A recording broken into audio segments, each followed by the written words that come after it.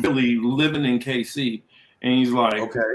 I don't know how to feel about things right now. What do I do? I've been living in KC for like the past 20 something years. So what do I do? Right. Like, well, you've obviously advocated your Philly right since you live in KC. So you got to rock with KC now. Oh, this is like Thanksgiving weekend too, right? Thanksgiving? I mean, Valentine's Day. That was last weekend. Oh, okay. Wait. Hey, so any woman who's because we're live now, anybody who sees this, y'all know Chris is not the one for Valentine's Day. No, it's not my thing. Yeah. All right, so I guess we got a bunch of stuff to get into. Honestly, what it is it's not even that we have a bunch of stuff. We just have a bunch of stuff on the two main topics, and it's just a lot that ties into it. But we're going to start off with something else a little bit first, kind of play it by ear, see how all this goes. I know that the notification went out a little bit late. Working on it, a little backed up. Got home a little later than I planned. Talking to people after the Rage Against the War Machine rally. Cat 83 says, good job earlier in LA Rage Against the War rally. Nice to see a lot of people opposed to the U.S. occupation in Syria. Yes, it was. The organizers were big on that, and actually it was a lot of the people who were there were from Syria. So that adds it. I wonder what normally doesn't do that. Reflecting off my glasses, giving me Matrix on the eye. But Hamza, yes, there's so much happening, so much to get into. I need to have Hamza got your request on the ground. Hamza, I need to get Hamza on the show one of these days. I actually been trying to, I forgot to get back to Hamza on it, but I wanted to set up something with him, an idea. I won't divulge the idea yet till we can get everything situated. But once we get it all situated, then I will hit up Hamza about it. I see Warren's in the building. What's up, Warren? So let's go on ahead and get ready to get this show kick started. Hey, Marcus. Yes, Marcus. Sir. Mary Leck on the Rockfin said, Marcus, appreciate your coverage of the protests in LA today. Lots of truths told.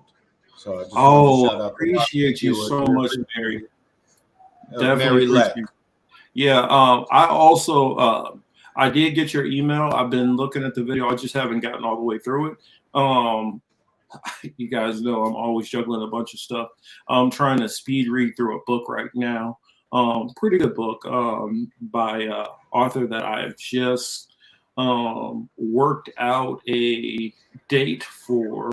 So I got an interview I'm definitely looking forward to at the end of March.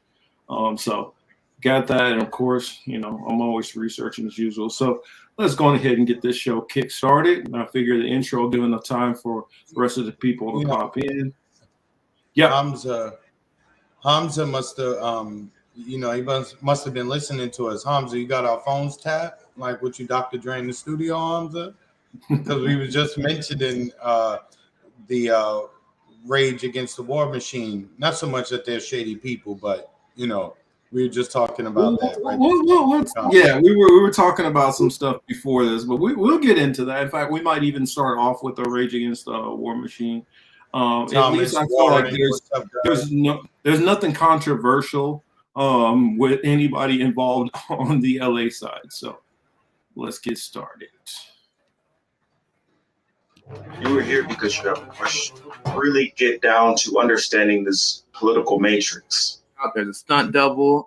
He walked out. He's got an oximeter on his back. I'm like, you gotta keep other. Marcus said on his other show. He was like, American politics is simply pro wrestling. He became afraid of everyone because people were reporting on each other. We're living out Minority Report too as well. And you know why we know that, boss? Just we've been reporting on it. Yeah, I know. All the black people in this country be willing to take a reservation. That's what the Nation of Islam was asking for. Put a couple of clips together.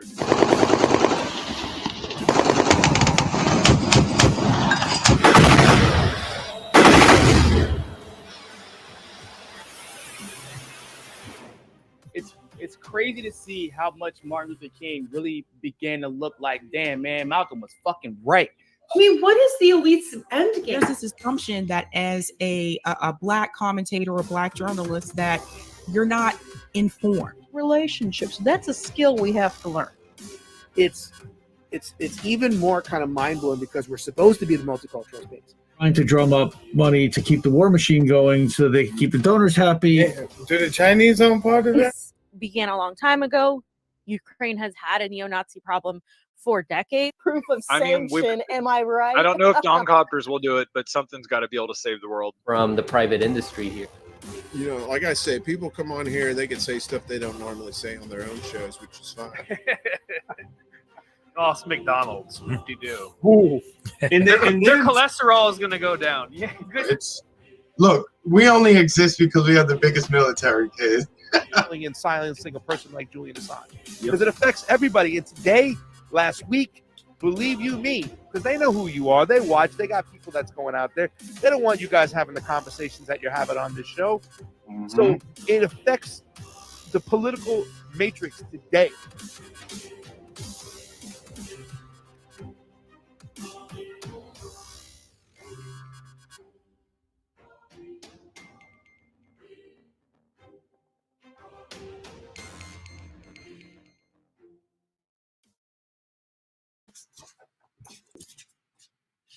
All right.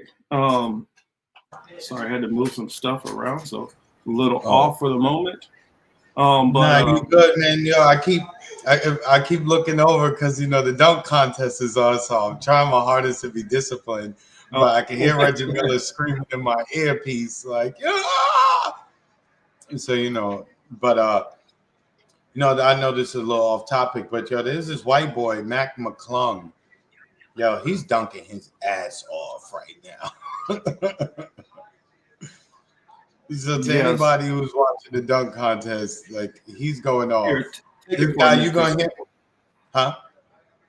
I said, go ahead for a minute. Oh. Yeah, I don't know who's watching the NBA dunk contest, but yeah, the guy from New York Knicks, of course, Jericho Sims, he's not playing that. His performance is not that good. Of course, it had to be the New York Knicks. That's my team. The Knickerbockers. Yeah, man. That's my team. But that dude, McClung, he gonna win. He's dunking. Like his last 360, that was clean. But anyway, I'll have to catch it. I always catch the highlights to everything. Yeah, correct. And then since we on sports, congratulations are in order to Mr. Marcus. As you can see, he rocking the full gear. He went and bought himself the I'm going to Disney t-shirt.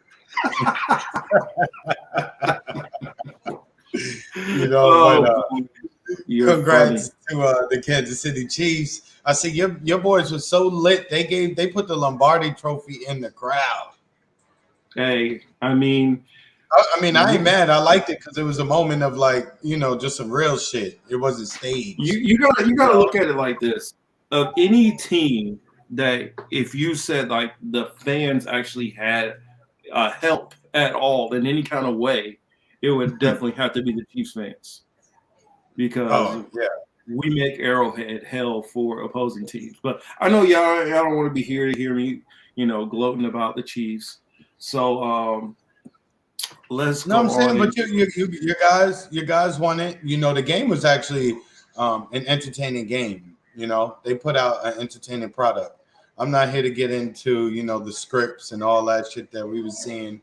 Oh, you mean Larry Johnson, all his theories? And everybody who was talking about it scripted and all that other shit. Like, even if it was, at the very least, they gave us a hell of a show, right?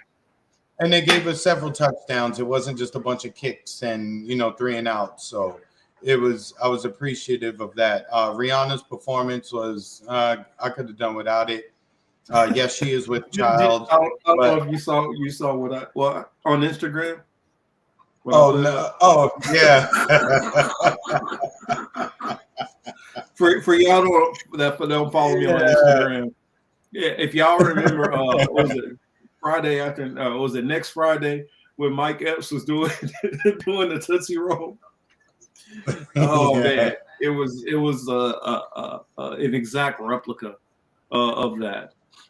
Hamza says Tulsi Gabbard, who pro-war when it comes to Africa, is speaking at the anti-war rally DC tomorrow. WTF? Are you kidding me? Well, here's what I will say, and I've heard everybody say their piece on it. We're not. Here's what I don't think that people are putting into context. Now, like I told many of you guys know that I believe in the prophecies.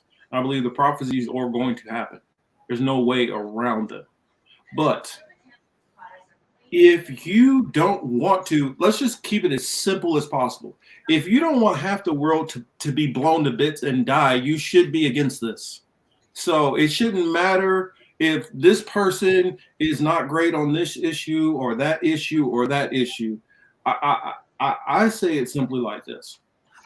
If your house is on fire, are you going to be checking everybody's credentials for who's coming to put out the fire? No. You want the fire out. It doesn't matter if the guy who comes, one of those was a peeping Tom. You're not going to give two shits. And when I hear people make some of the arguments I've heard some people say, it tells me that they don't take the gravity of the situation completely serious. And I think a big reason why people don't take it serious is because how long has it been since there's been a world war? Much that was alive during World War II is very, very senior, if not dead.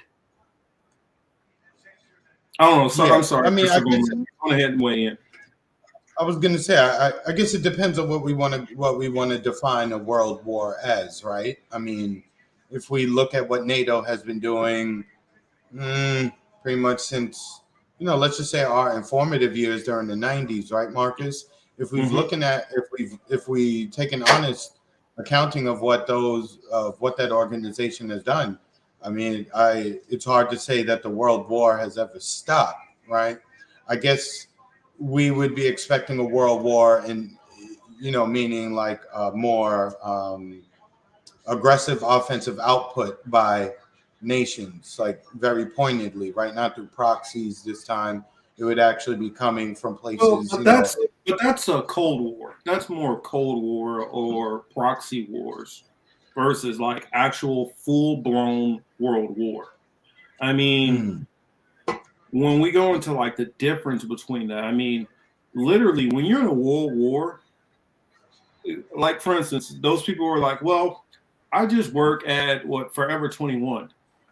That shit stops. There's no, oh, well, I'm just going to go watch America's Top Model while the war is going on. That reality all goes out the fucking window. Your whole nation becomes ingrained in that war effort.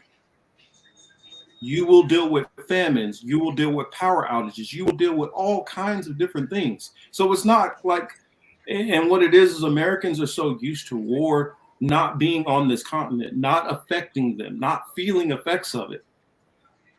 But if it hits World War, every single person out there is going to feel the effects of it. And I get it. Some people might be like, well, they're not completely anti-war. Yeah, it's one thing when the war's over there, though. This is going to be something that will impact the whole entire freaking world if it gets to World War III. And then if it gets to World War III, then you have the possibility of nuclear war. And I mean, you could say, well, this person's a sexist, so I don't like them. Or this person has some racist leanings, well, I don't like them. Or this person, we're not building a solidarity movement with, I don't like them. It's not going to matter if your whole nation is blown to bits. None of that matters at that point. You got to first maintain your nation first, then you can start worrying about all the other stuff. I'm just saying, yeah, Thomas right there says it best. The doomsday clock is literally seconds from midnight. I'm like, do you guys get the gravity of the situation? I don't think you guys do. And I think a big part of that is there's so many who, for one, have not been involved with war at all. For two, on any level. On any level. And I'm talking about, like, it's one thing watching it on TV. It's another thing going to, hey, Ruby, it's an and Vente Cafe. It's another thing, like, you know, covering as a reporter. It's another thing being involved in it. It's and also, even if you just go to the war-torn areas, I mean, I really feel like Americans don't get it at all. And that's the very reason why what everybody is supposedly trying to prevent is definitely going to happen. Because nobody takes it serious. It's that it can't happen to me mentality. And then when that happens, when you have that mentality and it does happen, nobody's going to be prepared for anything. I mean, so I'm just trying to put it out there. I truly don't think a lot of people get the reality or the severity of it.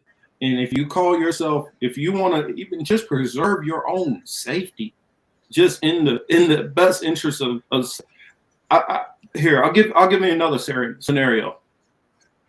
Everybody who is in this chat right now and here with me and Chris, let's say we're all trapped into a building and you got 15 people coming with fully automatic weapons. Is it going to matter what any of our perspectives or belief system is in trying to protect and save our lives? Nope. And that's what I don't think people get. I mean, let's throw a couple of things out there so we can kind of put some things into perspective. China has already sent an intercontinental ballistic missile through American airspace. And our generals was like this, all thumbs, didn't know what the hell to do. If that would have had a nuclear warhead on it, they've already showed the ability that they can hit us with multiple. They've already showed that they can do it. It's not a matter of, no, they can do it. It's a fact. And then you have also, and people say, well, but they won't do it because of whatever. They just won't do it. Because, that's another one. They won't do it because we can strike them back. Do you guys know what Russia's #1 weapons technology is? Do you know what it is, Chris? Missile defense? Nope. Nuclear? Well, that's #2, but their #1 thing. I don't think it's a Navy, like anything in the water. Electromagnetic pulse. So what the hell? What do you think will happen if they launched off EMPs while China is launching off nukes? Oh, we going dark. We going dark, and there's no response. We going dark, like for real, dark. And if you guys think, well, here's the thing. Here's the catch-22, which you said about Russia's Navy. Russia doesn't have a top Navy, but you know what they do have as far as their Navy that's pretty damn tough to stop? The subs? The subs, exactly. Now, and for those who don't know it, you're talking to somebody whose rating in the military was torpedoment. We're part of the people who man the boards in sonar to try to track subs. And I'm telling you, their sub technology is very difficult to get a hold of. They can launch nukes from those subs also. And at the same time, they can light our Navy up. Or they can sit right up onto us and launch on our nuclear capable aircraft carriers. I mean, I know that there's been this American exceptionalism for so long, but there is so many different avenues and so many different forces that are teaming up at the same time who are getting tired of America's shit. So I hear, and I know what it is. A lot of these people who are here making these critiques and complaints focus mostly on what is called national priorities. They're focusing on stuff that's going on at home. They're not focusing on international incidents or international policies, and they're coming up with mostly theory. They're sitting in theory land. And I'm just telling you, I think a lot of people are focusing on the wrong things. Sorry to go on a mini rant there, but no, you know, you're good. I mean, it's. I mean, is it another pump fake, or is this like the actual? Are we actually on the brink? Right?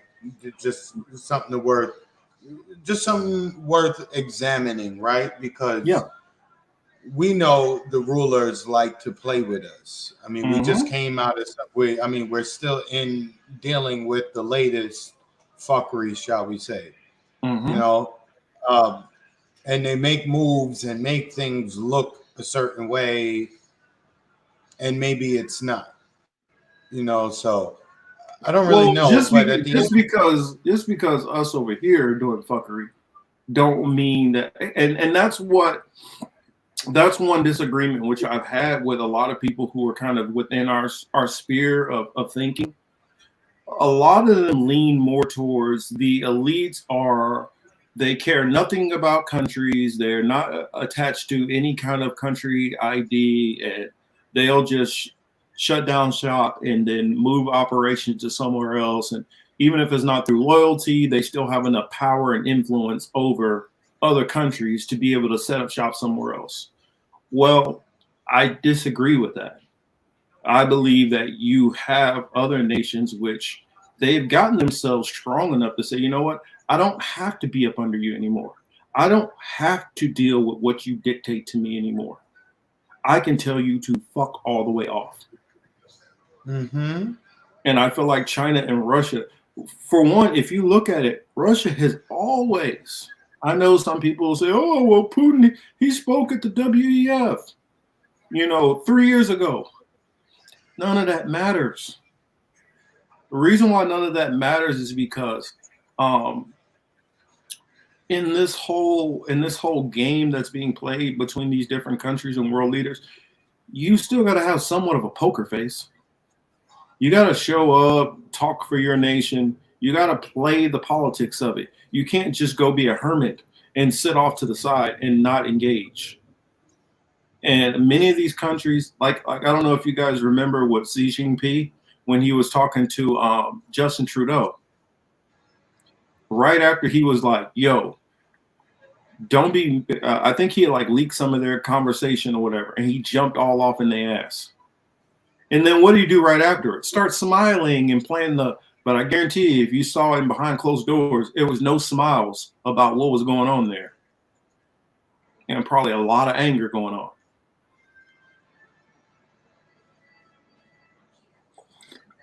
What is land love? What is that about?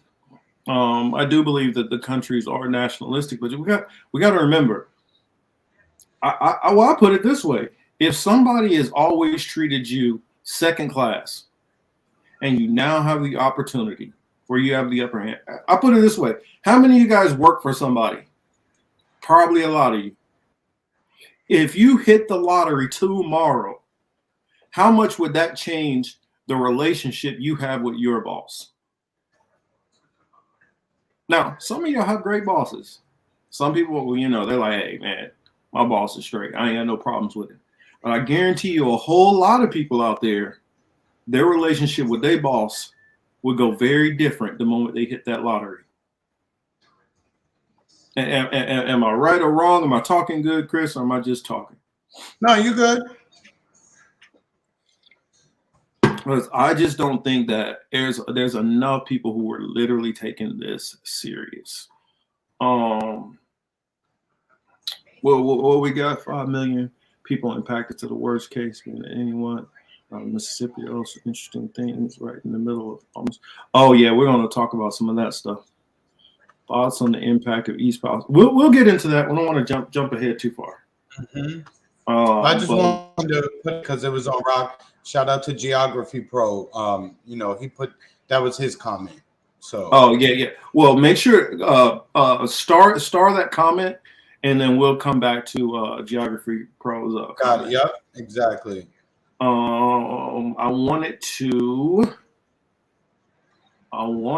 pull up some of that rally from the LA rally.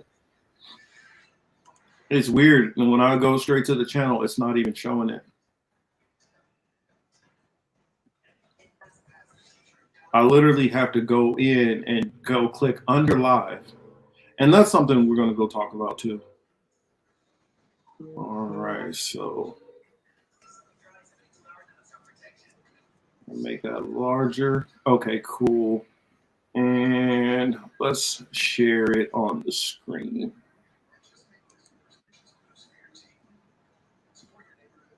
So for those that didn't catch any of the rally I did earlier, here's just a little teaser of it. Let's see where we're at. It's a neat. Let's. Oh, wait a minute. I want to back up. Came up that would be. Back up to his portion. This is a very good interaction I had. This is one of the organizers. So let's just play a little bit of this. Matrix, and I'm just here to kind of cover the rally. I want to hear perspectives. You're right here, you're on camera, we're live right now. So any message that you'd like to share with the audience? My name is Ray Saeed. I'm the coordinator of Arab Americans for Syria. We are here today to ask the United States to stop the Caesar Act, which is sanctions Syria. It's a criminal act which was adopted by the U.S. Congress in 2019, which prevents the Syrian government and the Syrian people from getting any aid from abroad. You cannot deal with the Syrian banks. You cannot import medicine. You cannot import anything to Syria. The U.S. government said that it's, to weaken the Syrian government, but actually it's weakening the Syrian people. Yes. Because I was in Syria myself 3 months ago, and I stayed like 90 days. In Syria, there is no fuel, there is no electricity, there is no banks. Even my phone, to put my bank account, stopped when I got to the Syrian borders. So Syrians are suffering. Syrians are in need of any help, international help, especially after the 7.7 earthquake that hit Turkey and Syria. We are even not allowed to get anything from the Red Cross. And that's what I know that they had already came up that with before the earthquake, and that's already a travesty that they're punishing the Syrian people. But even after this mass tragedy that happened with these tens of thousands of people, I believe the last number I heard was somewhere between 30 to 35,000. 46,000. 46,000 dead. Dying. More than that, the Syrian government, all we want is just to lift the sanctions. We can help ourselves, but all the aid goes to Turkey from the European Union, from the United States, from the NATO countries, and Syria got nothing, absolutely nothing. If they tell you that they send to Syria, they send it to their cronies, to their colleagues in the northern area, ISIS, the other, terrorist groups over there. Just today they killed 100. Just today. Yeah. Wow, today they did? 107 of them Syrian soldiers. So let me stop it there. What he was saying, if you guys couldn't hear, is he said that they just killed like 150 Syrian soldiers today. And so it's, man, heart goes out to those people. It's rough what's going on over there. Thomas says, nice to see Syrian Americans speaking out at the rage against the war machine rallies. They know what's going down in their home countries. They can educate us. Yes. And that's what I like to do. I leave an open platform for anybody who is within the country.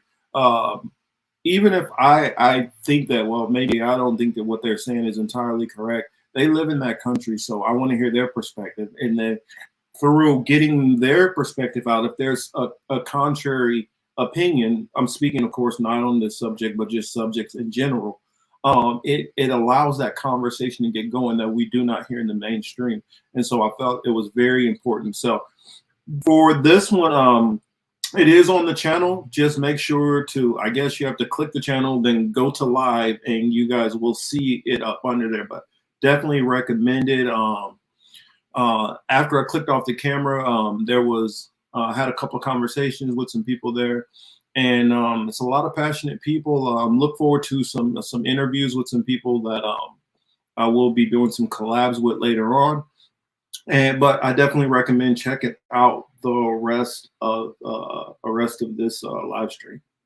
And shout out to Baba out there and Jimmy. What's up, Jimmy? Thank you. You said great stream. And then Hamza says, plus Israel bombed Damascus yesterday. And there's so much going on that really, if it was at all possible, and I could do this for a living, I would be giving you guys 8 hours of stream, 8 hours worth of stuff all day long, just giving you guys all this information. Of course, I would break it down and separate it, not into like one long ass stream, but there's a lot of stuff that's going on, and it feels like the stuff that's going on in the world is going at hyper speed. It's, before you can get over an incident, there's another incident going on. So, your thoughts, Chris? Oh, and shout out to Wesley too. Yeah, Wesley, what's up, Warren? Everybody. Baba, I just see you popped in there. Jimmy, everybody, what's up? Jimmy, good to see you. With that being said, one, that was a regular person you were talking to, right? That's not a plan. You're not connected to some high-level organization. You're not a reality TV star. You know what I'm saying? You spoke to an average person just telling you what it is. I didn't ask what his perspective or viewpoints were or anybody that I talked to. I just said, yo, you want to talk? Everything that you guys saw was literally just live right there. I set up my camera, did an intro, and then turned around and started talking to people. No, that was good. With that being said, I mean, it just seems what the gentleman was describing was isolation from the international community at large. Or when I say international community, Friends of America. Yeah. You know what I'm saying? Like Friends of Zionists, shall we say. Because that is the underlying politics of that particular group, which is Zionism, any which way you want to chop it up. It has nothing to do with a religion at that point, right? This is their political view. So it's sad to see, but it's expected for them to do that to a country like Syria. They don't care. Syria hasn't cooperated fully. Yeah, Chris, the victims, the gentleman told me 75% of the victims of the earthquake are Syrians. Yeah. It's bad over there. All the footage, the footage that is coming out is really bad. It's 46,000 dead so far. And that number is just going to jump as every few hours passes. You know what I mean? It's not a joke. It's not even something to joke about. Parts of Syria really do look like kibbles and bits. It looked like a giant came through and just stomped throughout the city, or throughout the country, rather. You know what I'm saying? So they could use all the help. And this is going to sound like a joke, but it's not really. Maybe Syria should change their flag temporarily to yellow and blue. Right? Because then this country would turn around and just give them billions of dollars and do everything they could to help them. I mean, it just seems as if people who really need help can't get help. The people in, I'm going to just tiptoe right into the Ukraine-Russia thing, right? Just to show how like fucked up this place is, right? You know, oh, we can't provide aid to this place, so we're telling people that they cannot provide aid to Syria, right? Mm-hmm. But at the same time, we didn't do anything to protect the people of Ukraine who were being killed at the hands of the Ukrainian government. We damn sure didn't step in there at that point in time and say, hey, if you want any further aid, you need to stop. But, you know, we sat back and allowed it because we knew that is an antagonistic move towards the country of Russia. So we sat there and allowed it. So we're really foul ass people, you know, not us. You know, obviously we look at this and are criticizing, but you know what I'm saying? Like the people who run this, they some really foul ass people. And, you know, those of us who consume this stuff, who watch it and inform opinions and want to sit there and argue with people over, you know, Russia and United States. And it's just like, yo, check your house first. Clean your own crib before you start looking at anybody else.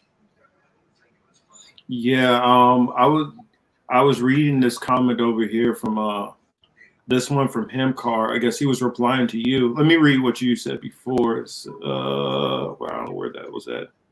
He said, yes, you said, yes, it makes it easy to remain separate from both of those groups, not with mandating, you know. Yeah. And then Himcar said, commies in USA today have no power. And I wanted, I'll stop right there. Like I do this a lot of times on Hebrew apologetics, because, you know, you have to break everything down and really look at each different part, because, you know, there's a lot that's being said sometimes in a few words. Commies today have no power, although in their own minds, they speak as if they do. And I think that if people had a better understanding of the power dynamic and how much power they have or don't have, they would operate in more of they would operate differently. I'll just say that. Said most are kids that watch anime, worship Satan, and love the jump shot. I keep strange problem with my vehicles. I brought my car from a guy with a bunch of cop patches. That was a mistake. Yes, it was. Work vehicle had a big black U.S. pig flag. I took off only right ahead. But the point I wanted to go into is, and what I was talking about with this whole war rally, there's a lot of people on the left that are so entrenched in theory world and how they believe things should go and what they believe they can do to make things change. And it's not, and I feel like there are so many that don't have a full grasp and reality of the situation. I mean, here's one criticism I'll say, even with the with the event that I went to. It literally says rights, not rights, but demands, our 11 demands. Now think of the word demand. Demand normally means that you have power.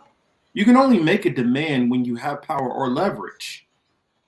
When you do not have power or leverage, how can you therefore make a demand?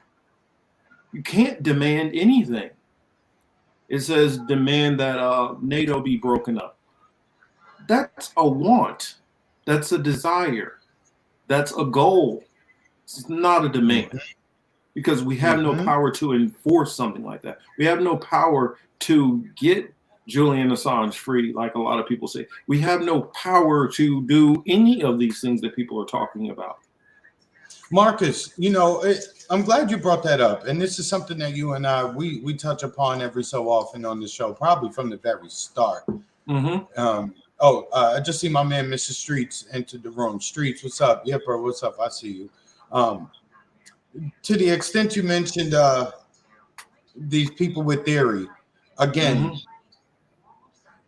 If you sit around talking theory and you can't get with this person because they have the wrong belief on this particular issue, and you can't mess with them here because they believe this on this issue, that tells me that they have lived a very comfortable, easy life.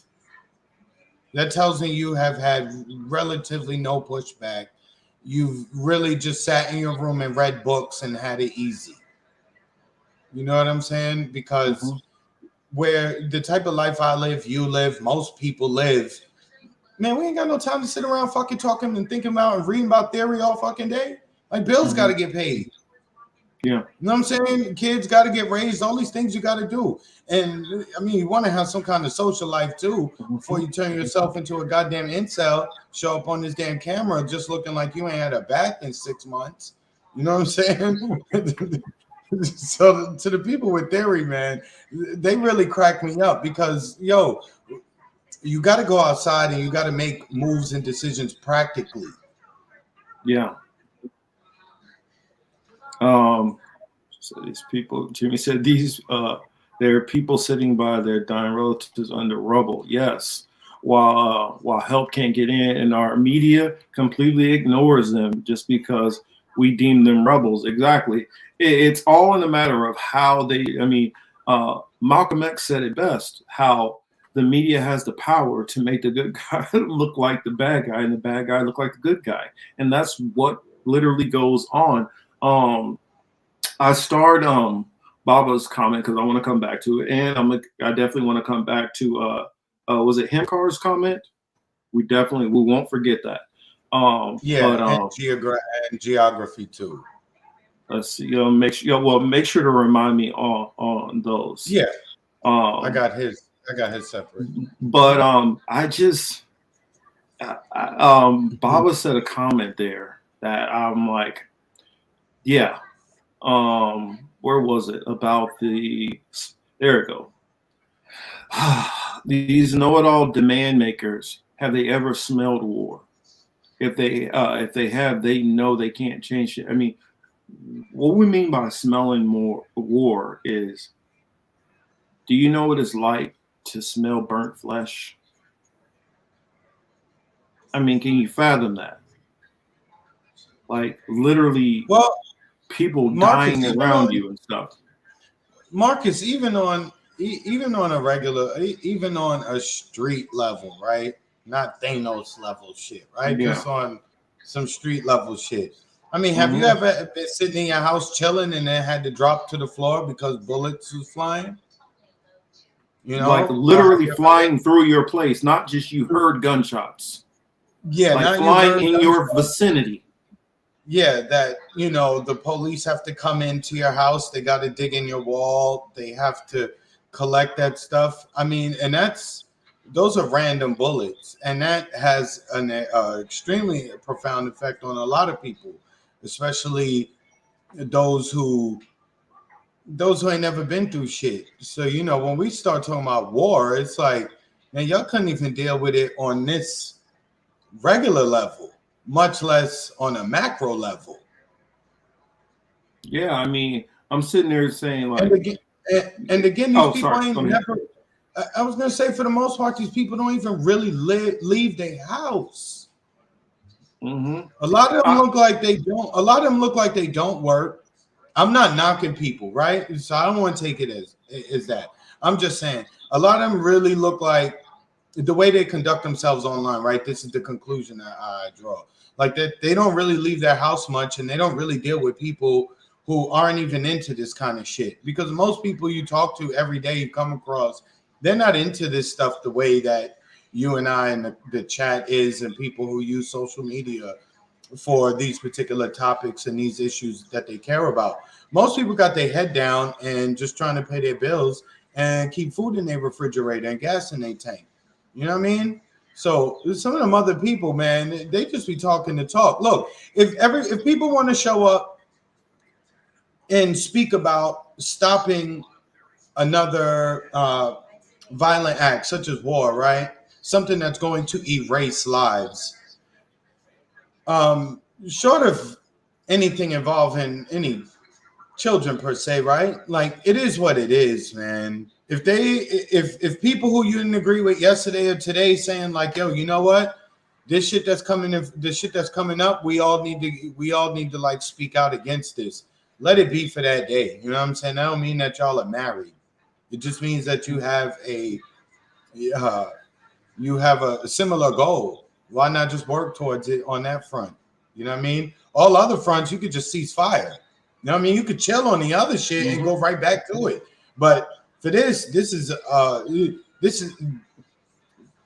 what these people are talking about, right? Is going to be a senseless loss of life in numbers that we ain't seen in some time. Not in our lives, right? Well, unless you are in Iraq or maybe Libya or Syria or parts of Pakistan or parts of Africa where, you know, shit like that. You know what I mean? But outside of that, you know, we've been cool. Yeah. When's the last time that we've had 50,000 Americans die by actual violence within a day, within a few weeks? That part too, Colin. That part. Let's put Collins up there. And glad to see you out there, Colin.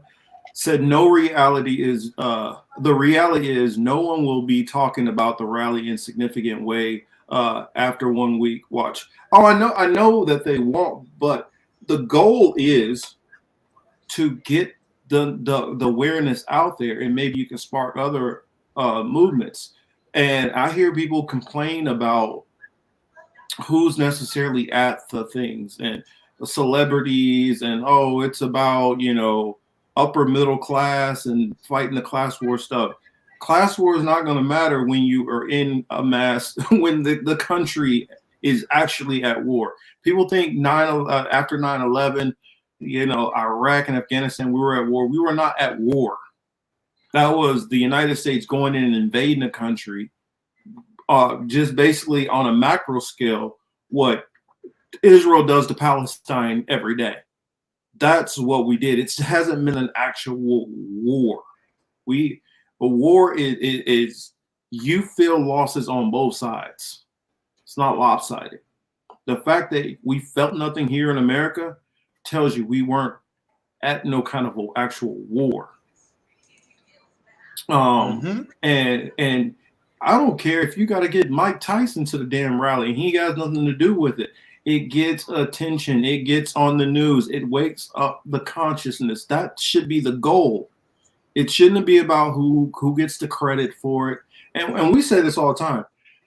I don't care if somebody steals ideas that I come up with on this show or that Chris comes up with and it gets put out. I don't care if, somebody off of Jimmy Dore's show saw something that we said and now it's being talked about on Jimmy Dore. No, I don't care, because that lets the idea that I'm obviously passionate about, or that Chris is passionate about, get to a larger audience.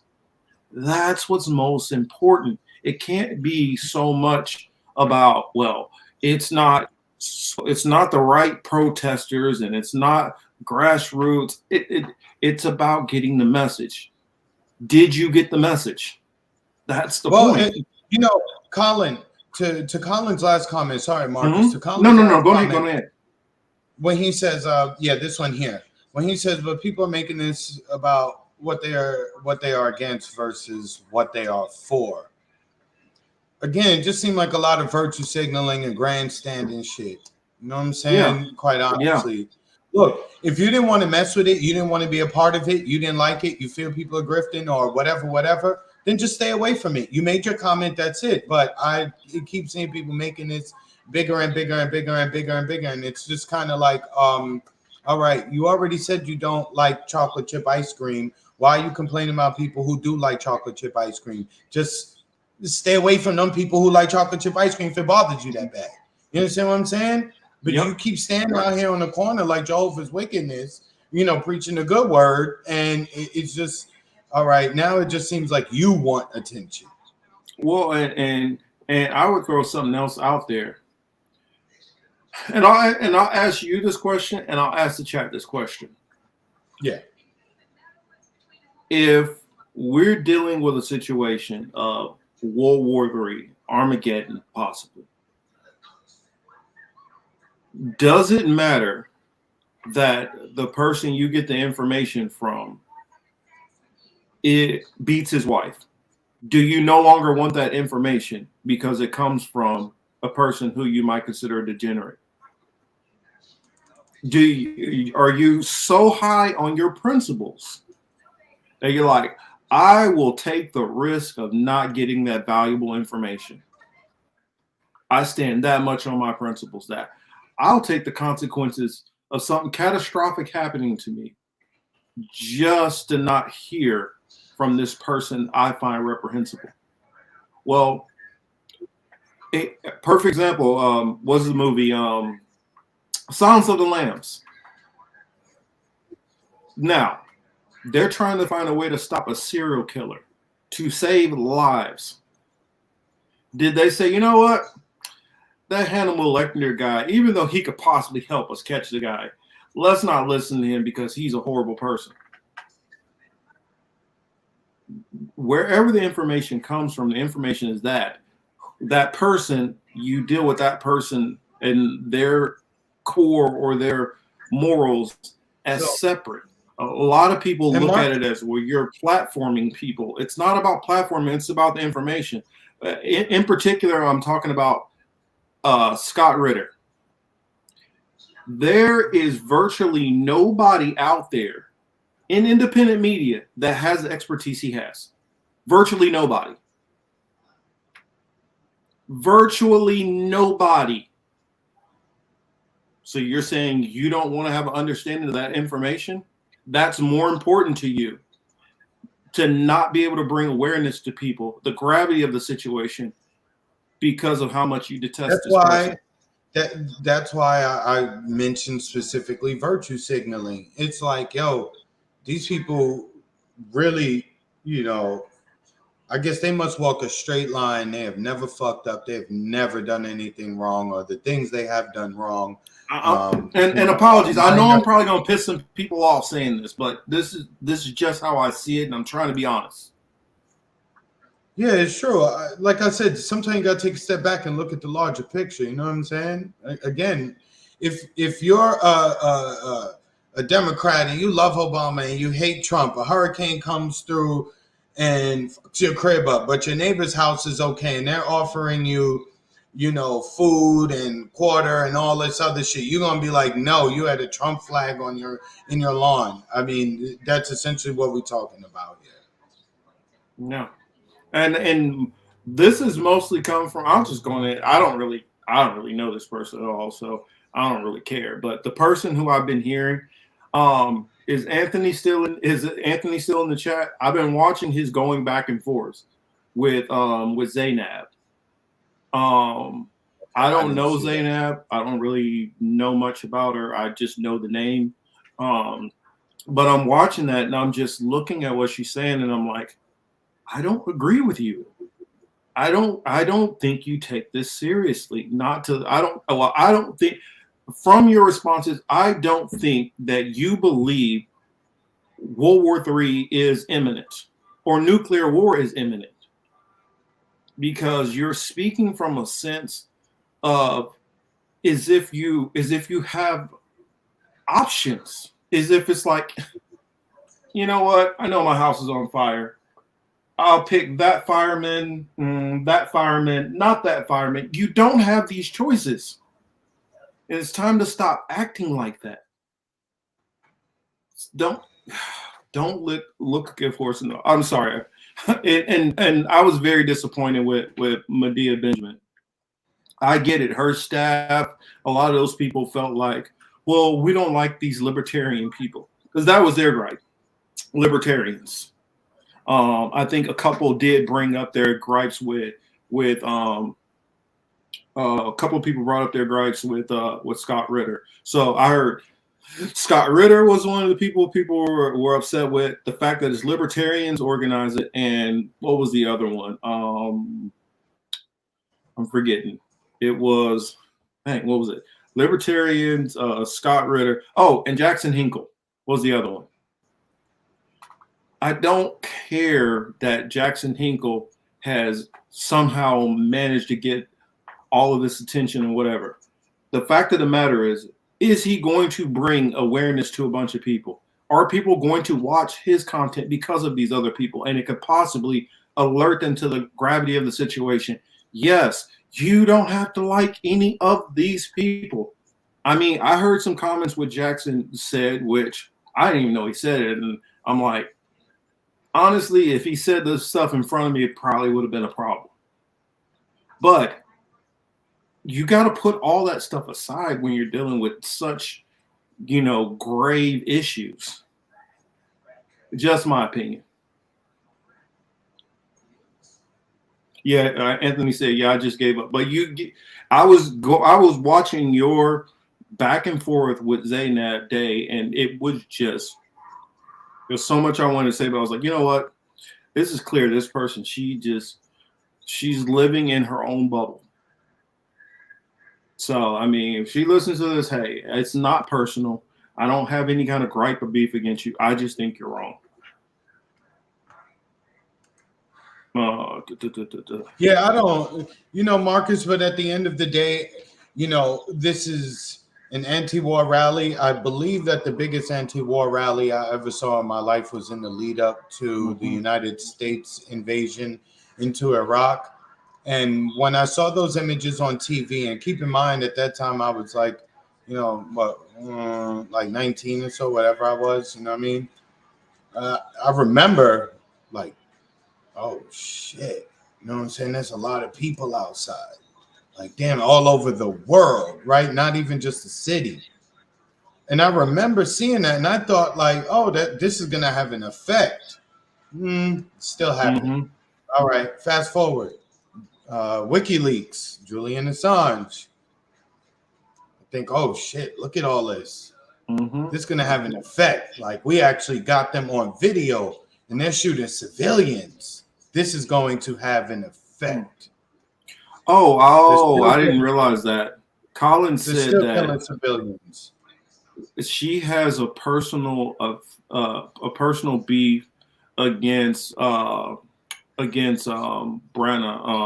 for sexual assault. I get that, but he's not even one of the main speakers. He's like somebody off to the side. And so what, you're gonna piss on the whole movement because of this one dude you don't like? I mean, come on. I say this, Chris. If I'm lying, call me out right now. How many times have I said the reason why the left will never, capital letters, never get anything done is because everybody is so full of what they have a beef with. And so you're like, well, you know what? This person is not completely against the Second Amendment, and they don't want gun control, so I can't deal with them. Well, this person is not where we are on reparations, so I can't deal with them.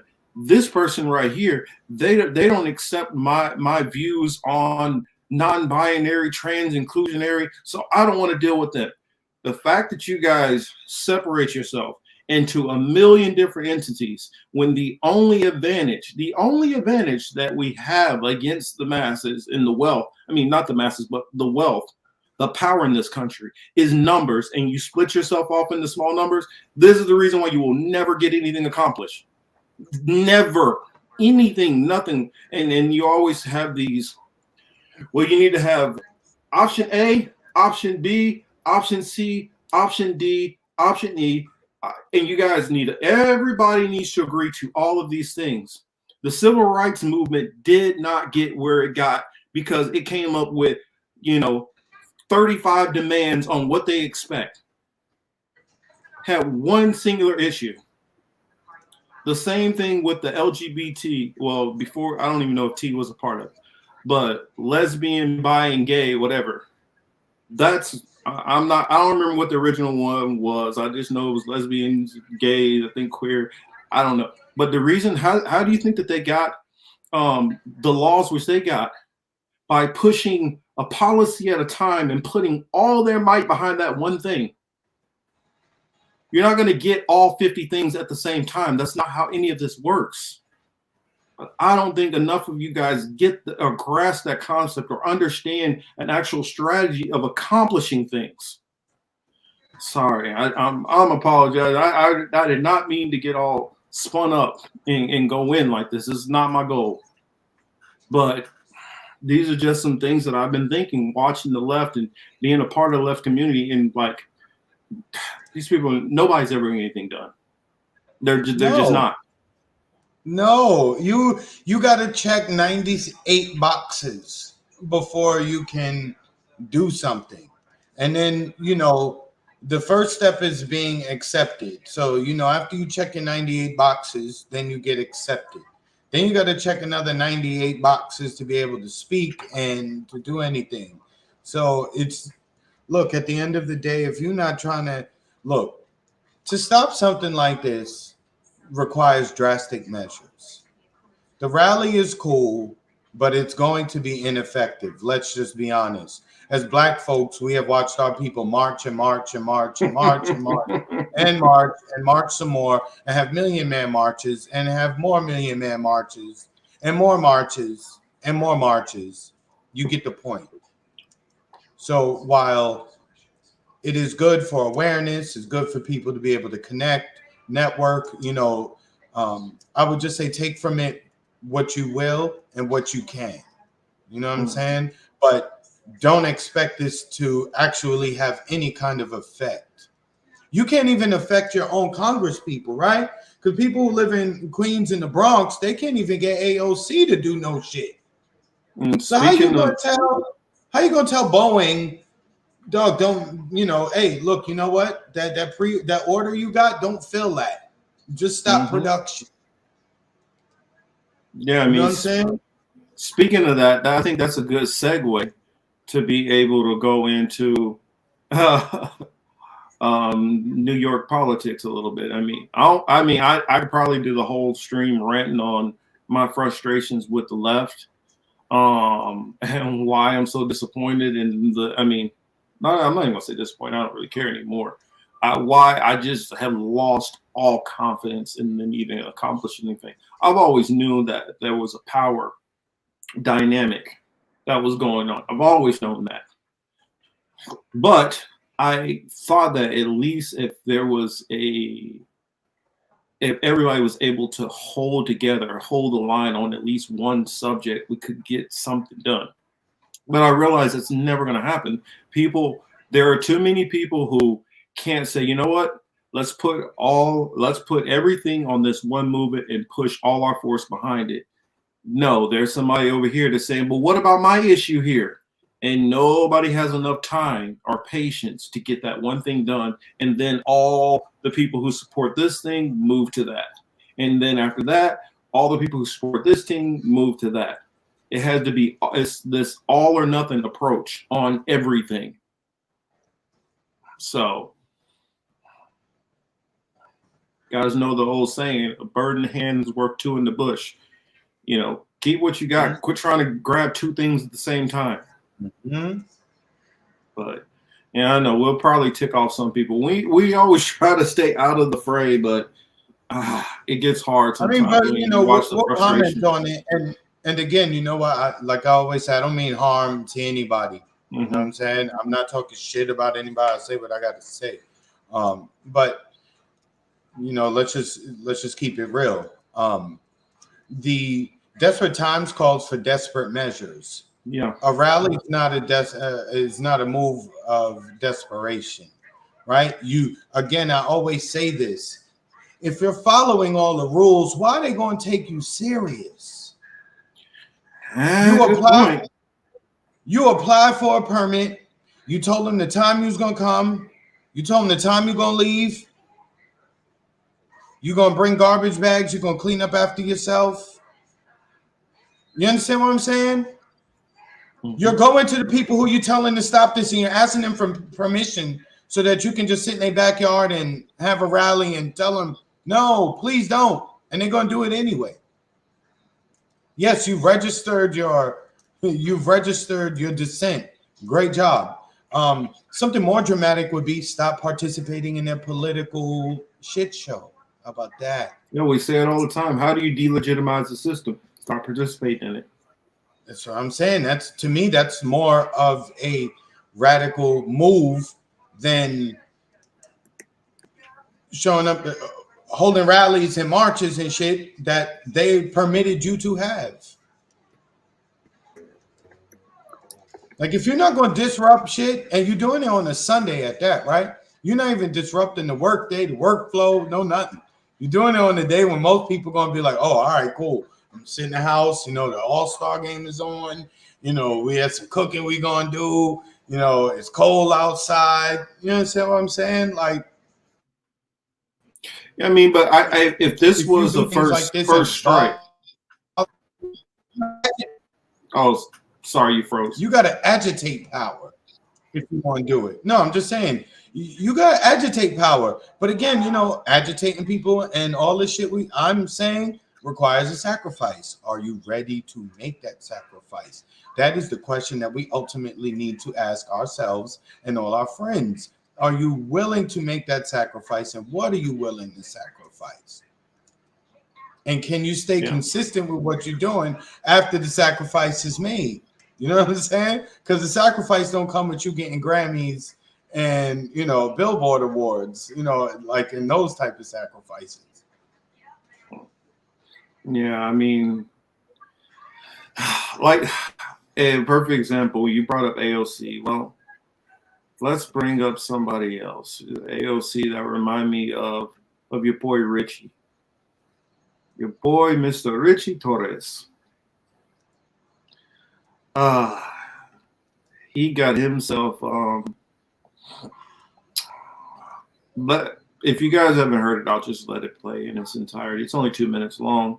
Just let it go. And this is another dynamic and problem that most people can't even overcome. If you can't get the politicians to stop contributing and spending the money on this stuff. And Marcus, let me tell you, right? As a representative from the Empire State, I may not be from the borough of the Bronx, right? I'm from Queens. You know, look, the bridge was right there. It wasn't far. I could be in the Bronx in a few minutes, quite honestly. My brother went to Maritime. It's on the border. I don't know nobody from the Bronx who talk like this dude. I ain't met a single motherfucker from the Bronx who talks like Man, he had to like moved in there from somewhere else. I swear to God. Like he grew up in like, I don't know, in Spain or some shit. And, Marcus, and partially in the UK, and then came over here at like 13 or something. I don't know. And then he looks how he does, right? Marcus, we can be educated. We can speak a certain way to make people have a particular opinion of you and shit like that. But when you get on there and you're talking like this and you're saying Putin is the devil, son, I just got a problem. You can't tell me you're talking like that. Richie talk like that because he's a rich bitch. He is, man. You could tell he was like, oh my God, again, do I have to tell you which one the solid fork is? I mean, yes, I could definitely see it. This is like a prep school, you know, he aspired to go to Juilliard type, you know, but he had all the advantages but couldn't dance. So, I mean, sell out just like the movie Jericho. Samuel, what was that? Samuel Jackson, real shit. Yeah, I mean, this dude here. So for y'all who didn't, for those who didn't hear, and Wesley was right. He got a nice stern talking to, which he definitely needed. Oh, wait a minute. Let's back all the way up. See, you almost let me forget it. Somebody brought up a comment on was it him cars or no? It was global. What was it? Geopolitical. Geographic. Okay. I think didn't you type that one in the chat? Yeah. But Geographic was talking about he was talking about the trains and stuff. Okay. Then I'll go into it there. Oh, streets, you stupid streets. I just seen that comment. Who is that? Thomas right here. I just missed it. I didn't notice this comment. Thomas said here, said the medicine man shaman among some native cultures are having vivid dreams of the U.S. being bombed and nature dying. physics around the world are telling a horrid dream of the war. This is serious. I've been telling you guys biblical prophecy. If you see over on Hebrew Apologetics, in fact, let me pull it up real quick. I'm trying to remember. Well, I think my last class, that's what I talked about. And I think some people hopped into it, but sometimes, the algorithm will, it plays little games with you. It doesn't like when you talk about certain things, so it might not get pushed out there as much. But that's what it was called. It was Why America is Mystery Babylon, which is spoke about in the Bible. And that was from a older, did I do it live? No, it was a video. I did a video about a year ago that was called,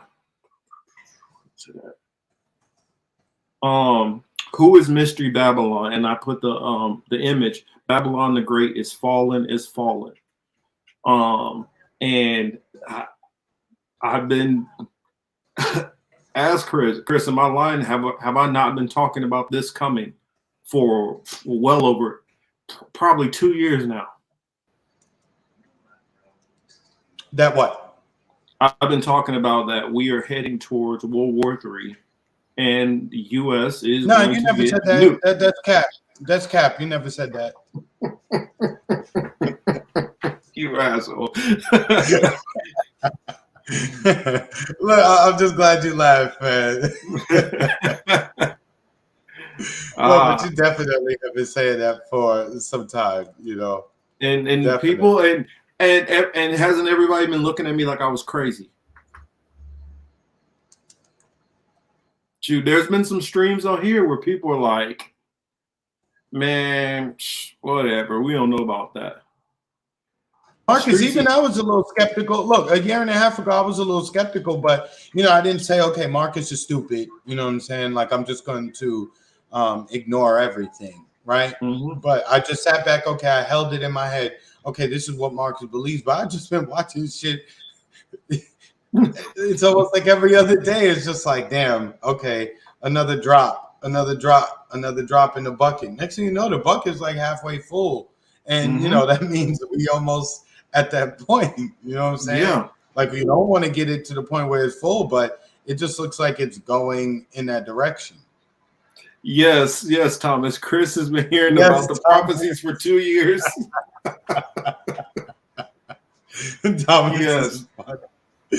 Yes, he has had to tolerate me. That, and he's been hearing the uncensored, unfiltered version. So yes, y'all bear with him and have mercy on Chris for having to tolerate me all this time. I mean, and I've even got it to the point where now Jalen be in his ear about it. So I've even turned his own son. Look, he infected my child. My son would be like, look, we'll be talking. My son would be like, well, Dad, Marcus said. I'm like, this motherfucker here.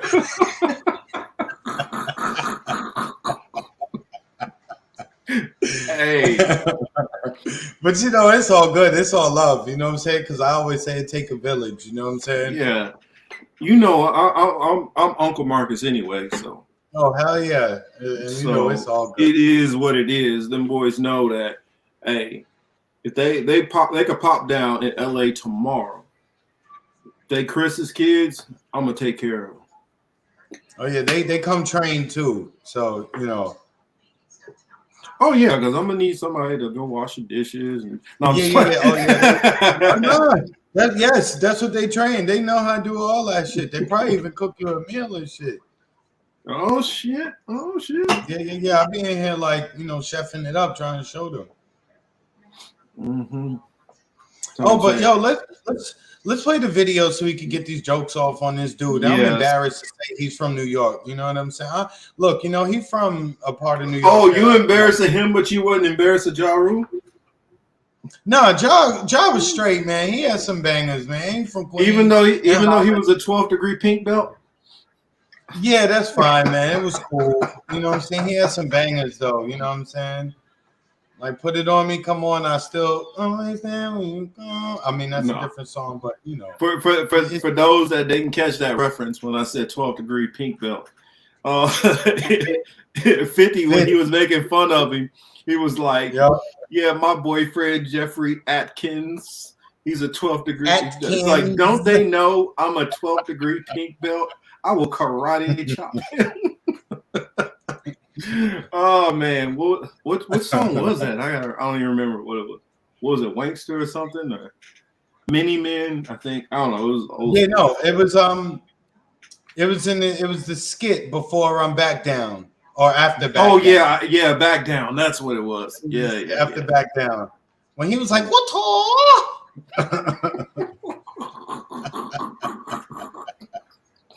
That dude was a fool for that one. But yeah, let's get to your boy. My view is Vladimir Putin chose to invade a sovereign nation state. He has committed atrocities, crimes against humanity. We are holding him accountable. If NATO didn't but we are not directly. For the past 30 years, if we actually accepted Putin's security guarantees, which he wanted, we would not be in this conflict right now. So that's not, what you're saying, Putin started it, that's a lie. NATO and the U.S. started it. Are you ready to stop taking money from corporations? Are you ready to stop Russia's Let him answer. We disagree. We disagree. I think we. On stopping nuclear war. It's not going to be nuclear war. We are exhausting every means. We're not directly intervening. We're not directly combating Russia. We're helping. Let me finish. We're helping the Ukrainians. We're helping the Ukrainians help themselves. That's it. Right? We're approaching. If Vladimir Putin were willing to negotiate for peace, then that would be one thing. Hold it down. You're lying. I'm lying. So I just want to say that I think it's taken a lot of criticism tonight. You haven't run away. You answered every question, but I really want to know, why have you given the okay to fund Ukraine with $110 billion? Oh, we go back to Ukraine again. It's a fair question, and not everyone agrees. But my view is the United States. We are the wealthiest country in the world. We are the most powerful country in the world. We are the most powerful country in the world. And with power comes responsibility. And if there is a war criminal who's invading sovereign nation states and murdering civilians, we have an obligation to respond, just like when Hitler invaded sovereign nation states and systematically murdered people and committed ethnic cleansing and genocide. The world had an obligation to respond. And that's just my belief. There are some people who feel like we should mind our business, we should turn a blind eye. I don't believe that. Oh, that was hard to listen to. This punk I'm ass. out. Oh my Yeah, goodness. I'm Doug. I can't. When they start going to World War II, I'm over it. I'm over it. You know, when Putin invaded sovereign lands and, you know, he's committing war crimes and atrocities, you know, he's the one we need to go and get. Like, do you got to talk like that? Well, you know what it remind me of? It remind me of if they took The Weeknd. You remember the movie? What was it? Get Out. If they took The Weeknd and put Anderson Cooper in his body.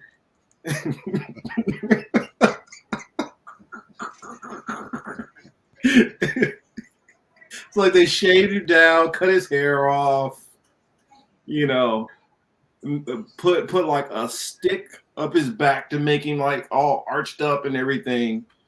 Oh man. Yo, Hamza, don't say that, Hamza. Hamza, take that back.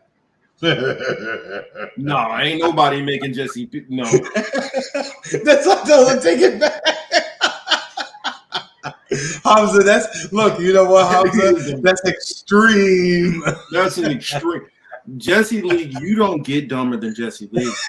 Woo, I mean, that's funny though. If Jesse Lee ever hears this, if you have me on your show, it will be entertaining because I know that's what you mostly care about. But it ain't gonna go the way you think it's gonna go. I'm gonna just tell you that. So it might not work out for you. That's all I'm saying. Because I'm gonna tell him about himself in all kind of different ways. I ain't gonna be like just ranting and raving all over it, but a lot of these, I watch people and they look like they struggle to answer his questions. It's not hard to answer an idiot's questions. And the man is an idiot. And most of his questions are pre-written by a whole team that's clear and obvious. I mean, I think the boy is dumb, but he don't even come up with his own stuff. Oh man, but this dude right here. Yeah, you can't call him Jesse Lee. What he is, if anything, what he is now Streets, look, Streets gave us a bunch of laughing emojis and then threw rainbows at us. Like, yo, what the heck? What's going on tonight? What is really going on? He threw Bruce Lee with the rainbow stripes on us too. I mean, what's that going on? I know. Like honestly, I mean, I know. I'm gonna be Richie Torres, right? He's like, him meeting with the lobbyists. Well, I got my heart over here. This is for sale. And I'm throwing in my heart and my lungs on discount. You can buy those too. And I mean, if you want, I got some ribs over here too. They for sale, man. They going hot. I mean, anything you want to buy on me is for sale. Just let me know. Hey, you want an eyelid? You want an eyelid? I'm selling that too. I mean, that's what I see. This dude is so for sale. But Checo said, "Hey guys, y'all got me laughing so hard out here." I mean, this dude, he literally gonna have to be pieced back together with Lego parts. How much shit he sold off himself? I mean, this shit is just bad. He probably like, I literally have sold each hair follicle on my body. That's why I have no facial hair or mustache, or barely eyelashes. I've sold them all.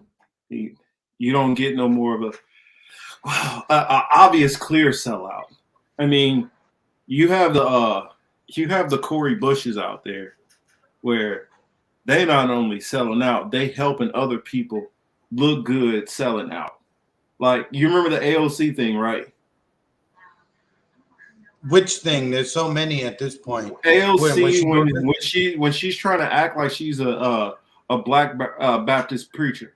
Oh, that's okay. See, we on the same wavelength though, because I was like, I wonder if you talking about the AOC that go to church and get to start talking like this. No, we're not doing that.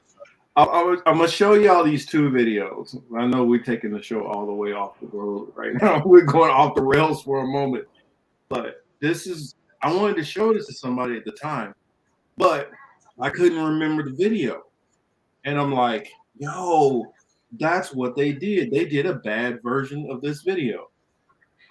But let me pull up the AOC verse. What was it? AOC. She's going in the church, and she can't stop talking like this. You're going to get your blessings if you vote for me, and the rest of my Democratic team. Like, when she starts talking like that, there's a problem. Now, I'm not saying that this is on the same talent level of what's going on, but notice you're going to be able to see the same thing is going on here. Same thing going on. Let me get them both set up. Couldn't remember how to spell for a minute. I can't remember how to spell it. Yipper, you're right, Yipper. It's Reverend AOC.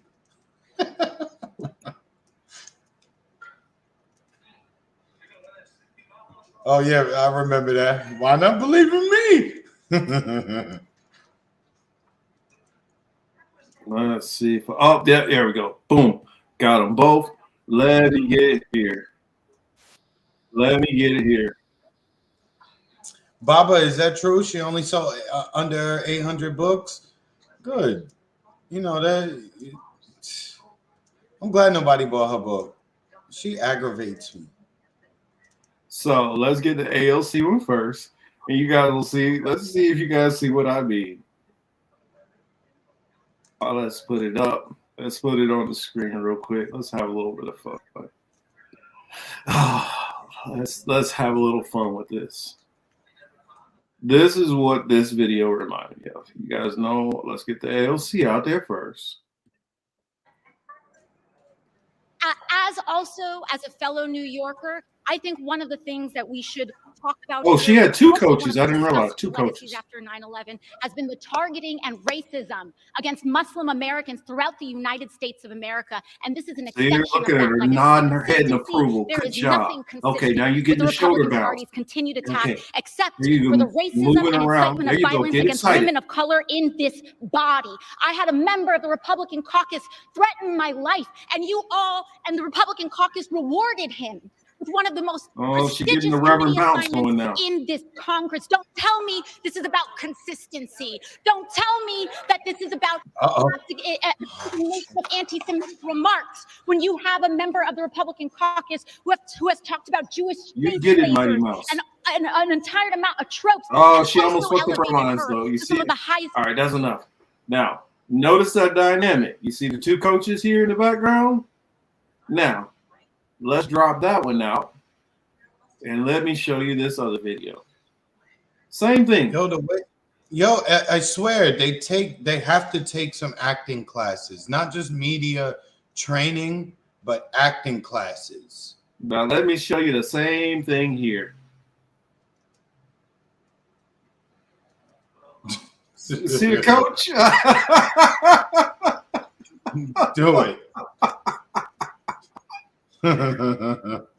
It's the same thing. The coach is, you can tell, she literally coached her every single move. They probably spent weeks and weeks and weeks to get that 60 second short. Oh, that was Jerusalem they was dancing to?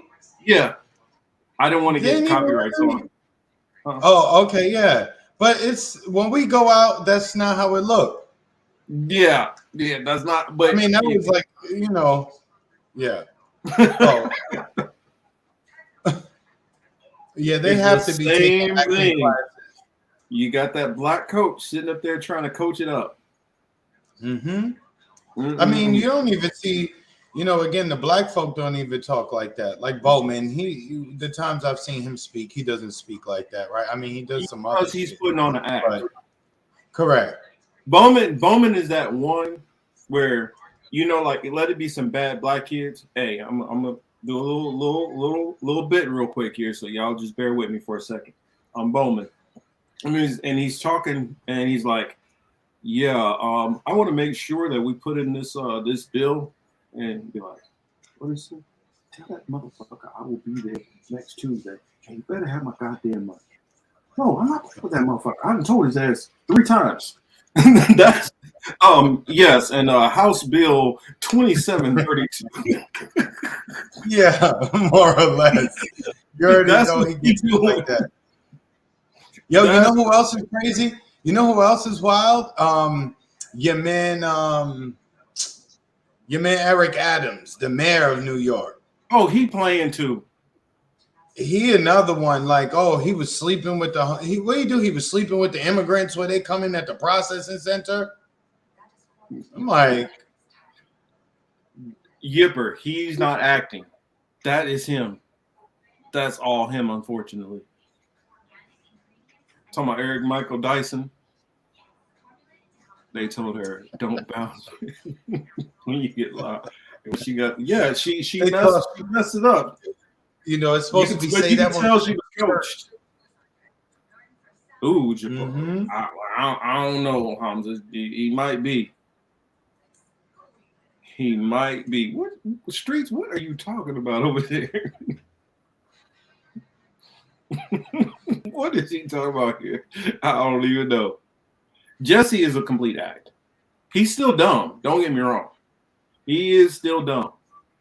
Like, I literally think if you told him, hey, go and cook these 4 things a minute rice. You got 5 minutes. He was just sitting there, just staring at the microwave. I don't think. I'm done with this. Yo, I'm done, Mark.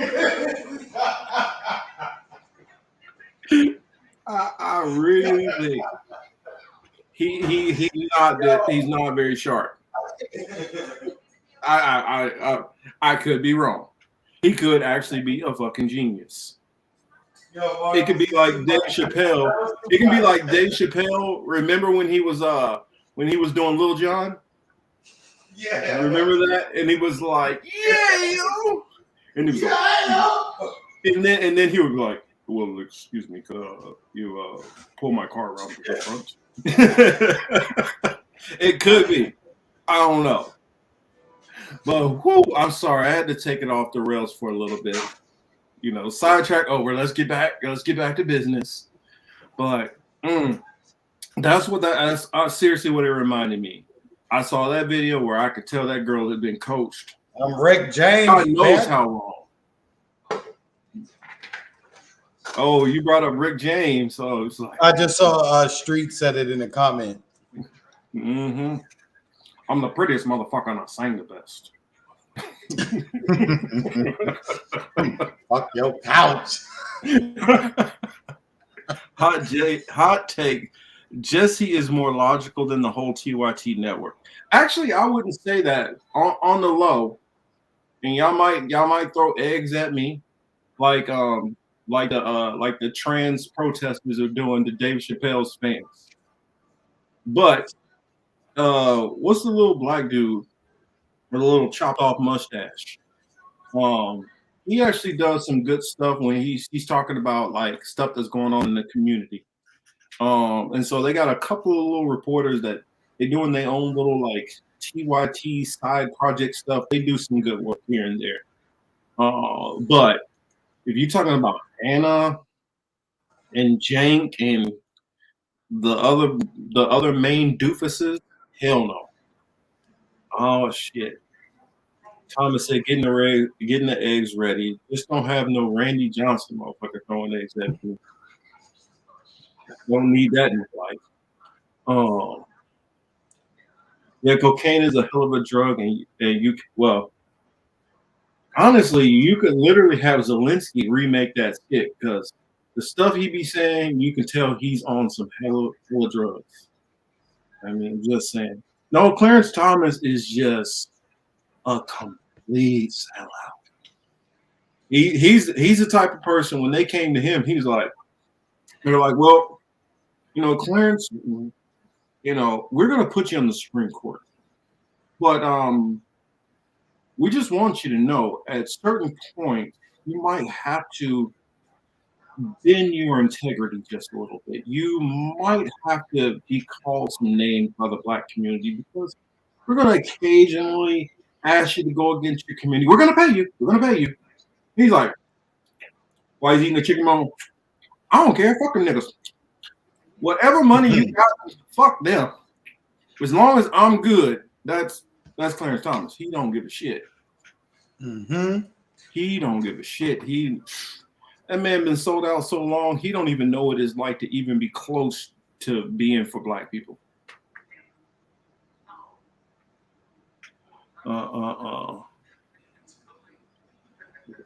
Laptop. I'm on a laptop, Mr. Streets. Yeah, you can see his dilated pupils. You know that dude is on some kind of substance. And that video that they have floating around where he was like, that didn't seem too right. But like I said, sometimes you feel like these people playing with us. So I don't know. That's why whatchamacallit calls him. That's why Steve calls him Cokie Smurf all the time. Ah. Yeah, because of that, and he's like super little. I don't think y'all realize this dude has little Napoleon complex. And the sad thing about it, I think he's actually shorter than Napoleon was. What is he, like Joe Pesci height? Yeah, he's like 5'2". Oh damn. Yeah, he's a little dude. I think Napoleon actually was like 5'5", 5'6". But they make it like he was so much shorter. But oh, that's right. I forgot. I still got that goofball up here. Let me take him off. The way I froze it, it looked like he doing the Wu-Tang symbol.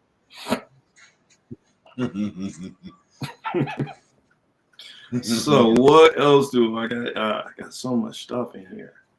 So all right. Which one do I want to start with? Which one did I want to start with? I got some stuff in here because I had to because my main account I got a strike and video. My video yanked down. Hey. Yes. Hey Hamza, I'm assuming you used to watch the Boondocks, right? Jesse Lee don't remind you of Uncle Ruckus sometimes. Oh yeah. But no, Cenk is illogical and Jesse is illogical. Just sometimes Jesse makes more sense about things that pertain to me than Cenk ever would. So to answer that question, Cenk is a sellout too. That's yeah, what it that's is. what I'm saying. He's a sellout. Yeah, he's disingenuous. You know what I'm saying? Mm-hmm. And so is Anna. I saw something from Baba. I saw something from Wu-Tang, but it's just probably like a fan-run Wu-Tang page. I think. I don't think anybody from the real Wu was like, "No, y'all shouldn't go there." Or I don't. No, I think one of the members I think from Wu-Tang was supposed to be there. Oh, really? Mm-hmm. So he's supposed to be one of the speakers. I don't know. You'd have to look it up and double check me. Mm-hmm. No, they do not got spill-proof laptops. I wish they did. But let's put this on the screen. All right. So we all know what's happened there, and I mean, just to keep, with the gravity of it, let's go on ahead and show this link here. What is this? Oh, okay. All right, so let's get into it. Train derailed Friday, 20 of them carrying hazardous materials as flames lit up the sky in northeastern Ohio. The evacuation order is in place for anyone within a mile radius of the crash site. These aren't storm clouds. This is the fucking shit! The fucking shit they burn off in East Palestine! This is not fucking storm clouds! Look at it! Horrible! I got arrested because I was trying to do a live report about what people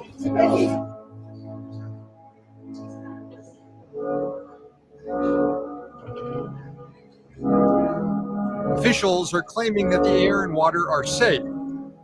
Residents say they can still smell chlorine.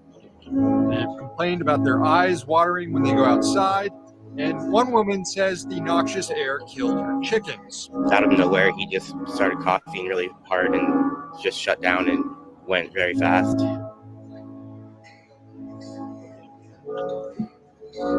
But all these fucking crows. I'm not kidding. This is within 10 miles of East Palestine.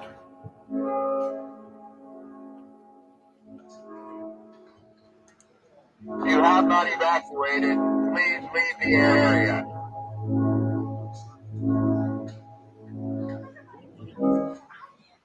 So that is a recap of what happened.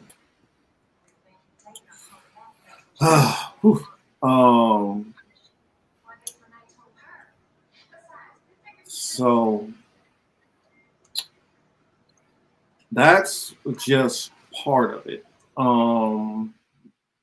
I've heard as of late that it has the cloud has started filtering into the I've heard people all the way as far away as New York have literally said that they're starting to smell chlorine in the air. Mm-hmm. So it's starting to really affect, everything east of, East Palestine. Mm-hmm. Palestine. So, what's your thoughts on it? Because Bringing back up what Baba had said here, it said, let's put this on the screen. It says, what's with chemical spills all over USA, Ohio, Arizona, Louisiana, Texas, California, Carolina, etc. A supposed meteorite explosion in Mission, Texas as well. Wow. Didn't know all of those. I knew some of those. We do typically have railroad derailment. That's not something that is out of the ordinary to have them. We've just had a lot of them back to back, which is very unusual. How many? And the fact that we've had like 3 or 4 that have been all dealing with chemicals. Now, well, where's the ones that have like? Where's the ones carrying like bedding? You know what I'm saying? I know that back in the day, people I grew up with, they used to like rob the Nike train. So yeah, dirt cheap Nikes. They secure that stuff, but don't really secure this very well. That's my point. Like, that should have been it. I mean, look, if they got spill-proof shit for kids, for something like that, you really need to take extra precautions. And I know that they have been moving this. They've probably been moving this type of material for quite some time while we've all slept and never paid attention to it, didn't give much thought to it, and I understand that. But this is something where you can't have mistakes because this is what it looks like. Death. Yep. Death, people being told either leave your house or you're going to be incarcerated. I mean, I don't understand that, but whatever. But, people are being forced out of their home. People because they don't want you to be able to sue their asses later. Correct. I mean, we know that's why. We know the why, right? But this is not supposed to happen, not once, because of the repercussions of this happening one time. So then the fact that they decided to burn it, that's another weird part. Well, yeah, like, I mean, that burning it is. I mean, are you telling us you're gonna burn it? It's gonna go away. It's gonna stay there for a few hours and just be gone? No, that's not what it is. So, it's the people in that area are gonna be just as fucked up as the people are in the Gulf from all that oil that's spilled. Yeah, I wanted to pull this video up real quick also. Because this was like right when it initially spilled. Oh crap, I forgot I gotta share my screen first. Let's put this up. Yeah, wow. Anthony says he's 45 minutes west of there. What is it like in your area, Anthony? And while we're getting that, are you in Ohio streets?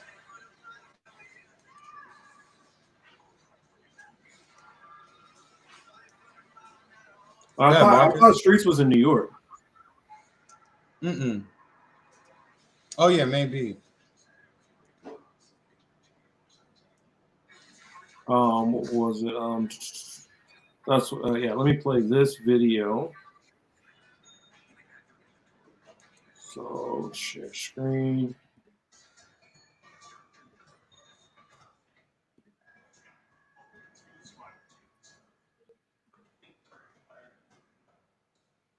This hasn't been getting a lot of coverage, and the coverage that it has been getting hasn't. Of course, this was before a lot more people start watching this, and now they're like, well, not only this, but a lot more people have been talking about it.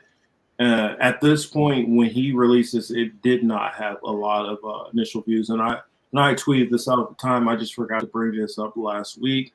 Mine was obviously not completely focused in, but this was I tweeted this out last week.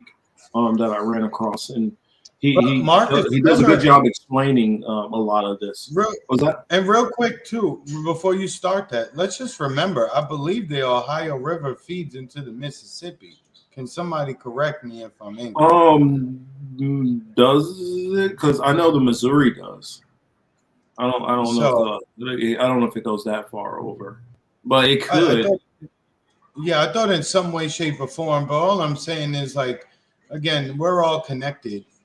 in one way, shape, or form. You know what I'm saying? So while some of us sit there and look, you know, it's just, you know, this thing could have long-lasting effects for more than just East Palestine, Ohio. Oh, okay. Thank you, chat. I appreciate that. I'm not the smartest guy. I thought I remembered that from school. You know what I mean? I haven't been in school since like 1982, but lying with that one though. But no, quite honestly, right? But no, honestly, you know, this could have effects for a lot of people downstream, literally. I mean, literally.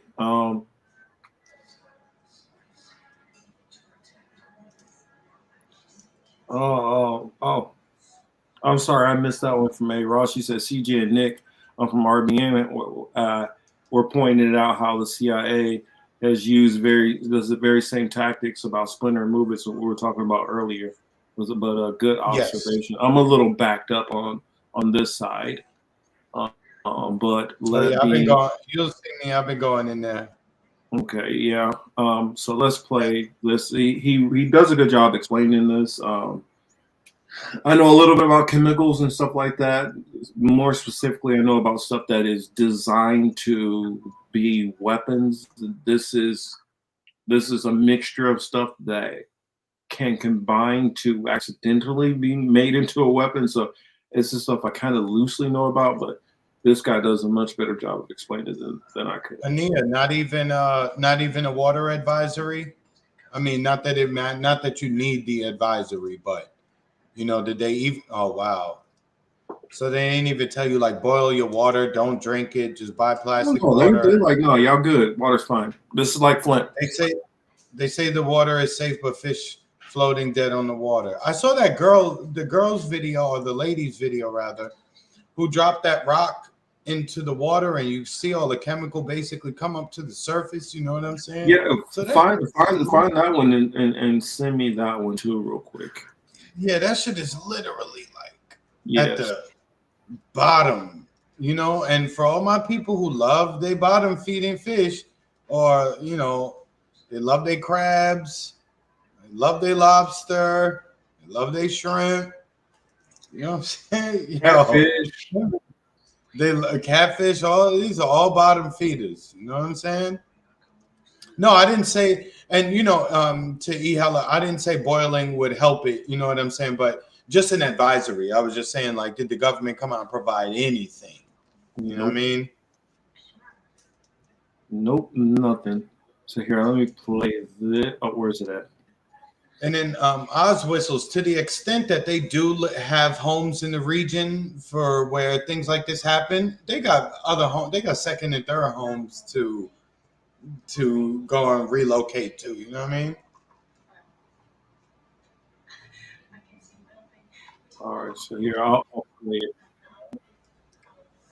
Been very good. So let's talk about the trail derailment in East Palestine, Ohio. East Palestine's about an hour north of Pittsburgh, almost halfway to Cleveland. Norfolk Southern has a rail line that goes right through town, and this derailment happened right on the edge outside of town on the border of PA and Ohio. Of the cars that crashed, 5 of them contained vinyl chloride. It's a monomer used to make PVC. The reporting on this has gotten vinyl chloride confused with polyvinyl chloride, the polymer made out of vinyl chloride. Now, the reason that this distinction is really important is vinyl chloride is very hazardous and very flammable.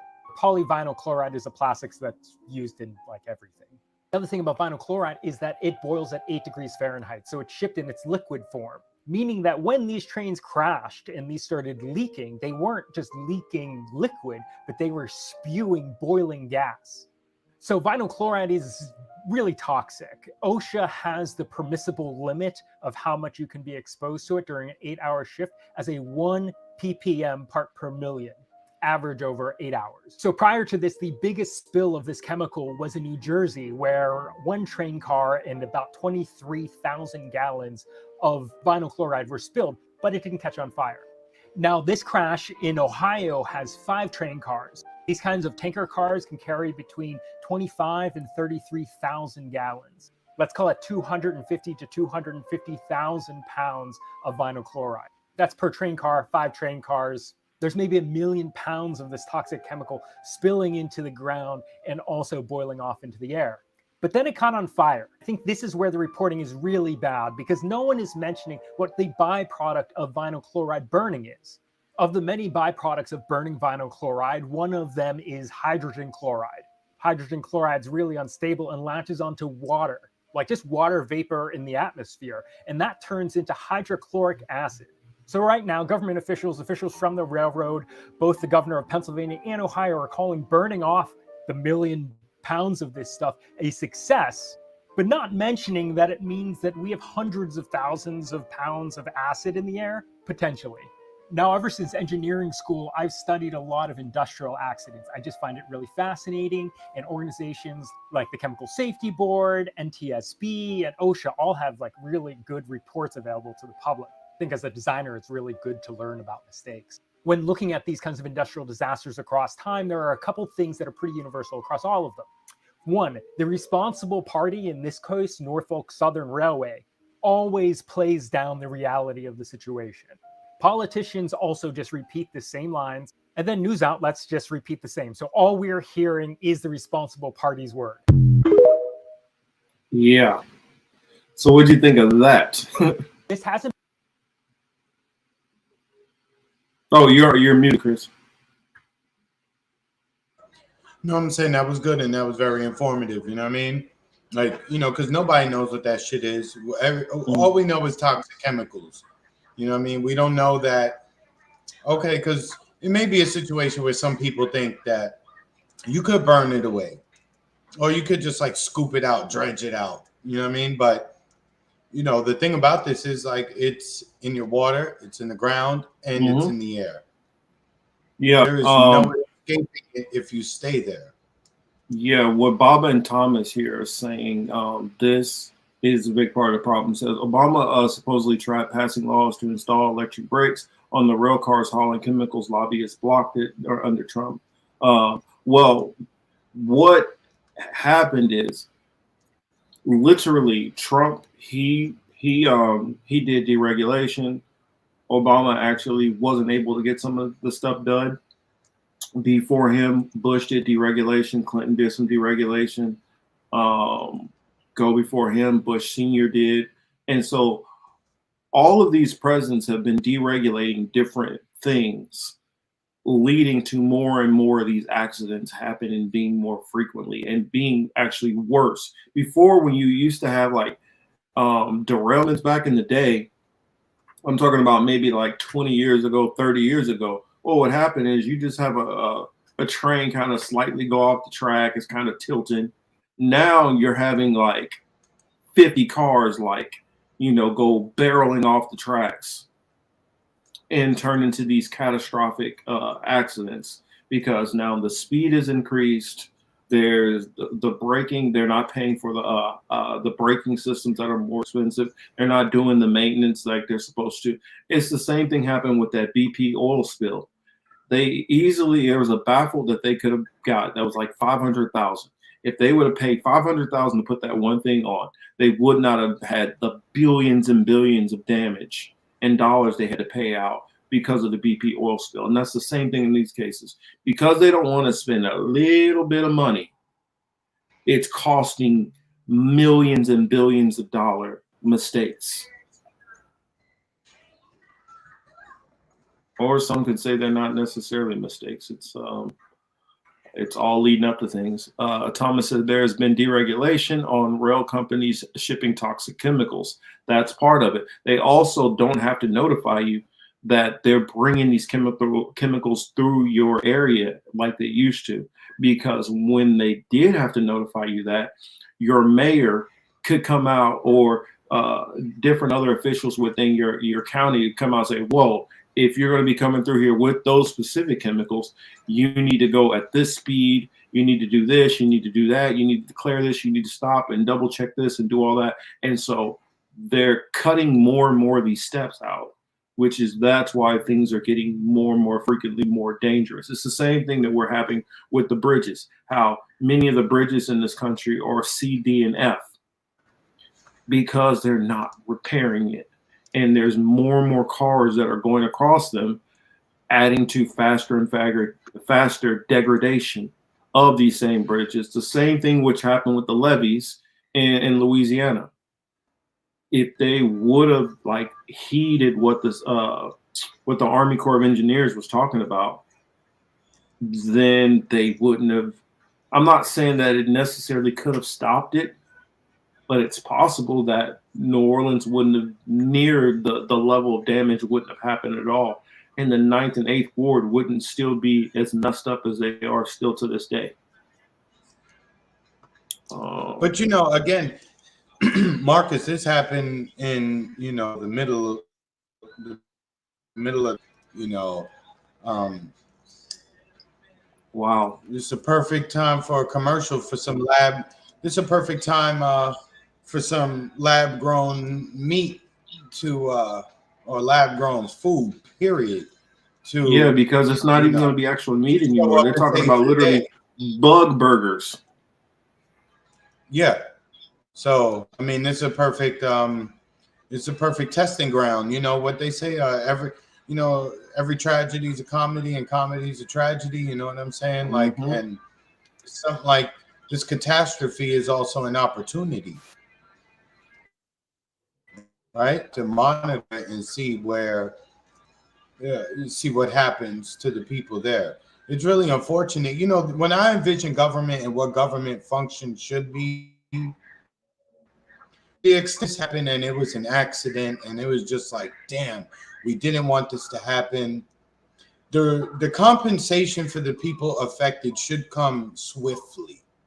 You get them out of there, you get them set up somewhere else, you put a pause on their bills, and you make them until they're right. That's how I envision government's function. Unfortunately, it's not going to be that. No, I mean, I don't think people get the gravity of just how screwed up this whole system really is. And it's only getting worse. Kat makes a good point here. Just, again, practical things. We can talk on the macro level all we want and shit like this, but it's the micro that really affects us. Again, we've talked about it here before, Marcus, right? We always say, oh, you got to get a president because, the Supreme Court, da-da-da-da.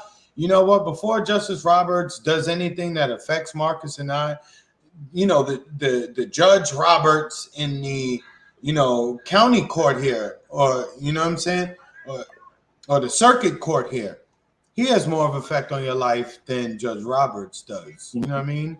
So it's kind of like the same thing here. Yeah. I agree with what you're saying, Wesley. If we had representative government, this would be an opportunity for improvement. If we had representative government, but that's not what we have. I mean, exactly. It's definitely not what we have. Let me put this. Had you seen the mayor's comments? Oh, no, I didn't.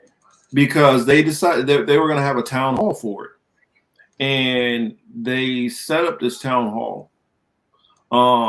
And they literally told them, Norfolk Southern told them, no, you're not going to do it that way.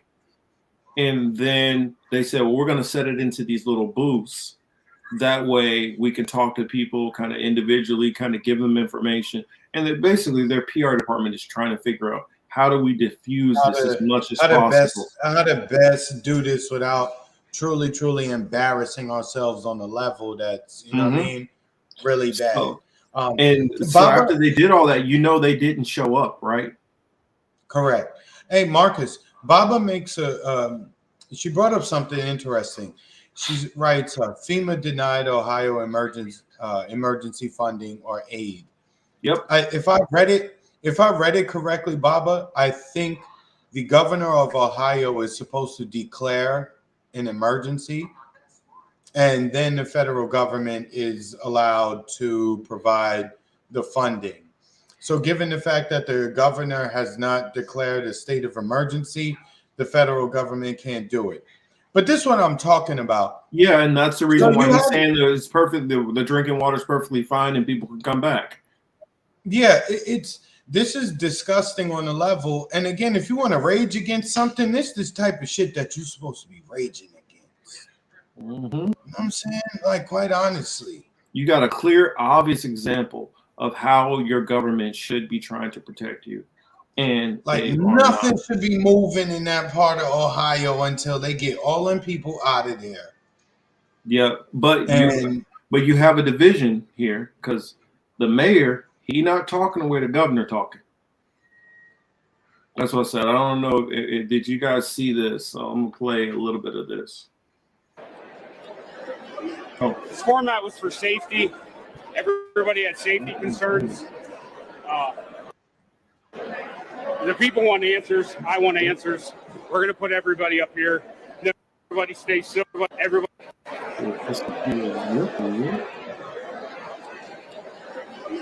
This format was for safety. Everybody had safety concerns. The people want answers. I want answers. We're going to put everybody up here. No, Norfolk Southern didn't show up. They didn't feel it was safe. I was able to hear this perfectly fine. This is the way this is supposed to go. We're going to have everybody go up in the stands. They can ask questions. We just can't hear anything. Marcus, pause that real quick. Yeah. They said, listen to this. Just look at the insult to injury that homeboy just said. So everybody stay civil. Oh, homeboy just listen to what he said. What's the name of the company? Southern what? Norfolk Southern. Norfolk Southern. Yo, homeboy said Norfolk Southern didn't show up because they were they were scared. Yeah, because of safety. But your motherfucking thing just endangered my family. Mm-hmm. You see what I'm saying? At some point, like, never mind, whatever. Anyway, yeah, it's unfortunate. You know what I'm saying? And I hope those who can get out can get out. Yeah, let me see if I can find the mayor in another one. I definitely don't want to hear dumbass Kamala say nothing. No, I don't want to listen to Kamala. You know, they just said Ohio just looked over and said, hey, it's not fair that, Flint has all the shitty water. Now we make sure everybody has shitty water. Well, I guess I can play this one here. To work with, so is the Ohio EPA, but this is turning into a political circus now, and we have concern for our residents. And as far as Mayor Pete, as people like to call him, I would rather he just stay away.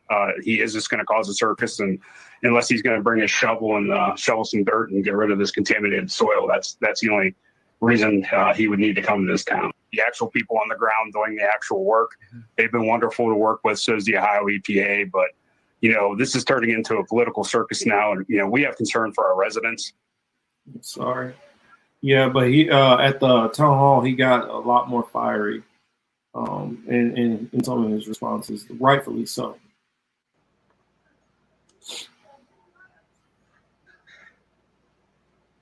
Let's see, is it? Well, if you're talking about like as far as being a sellout or infiltrator, the governor, Mike DeWine, that dude's a piece of shit. Just period. That's who he's talking about? If that's what he's talking about, I know that dude is a piece of shit. Oh, okay, got it. Yeah.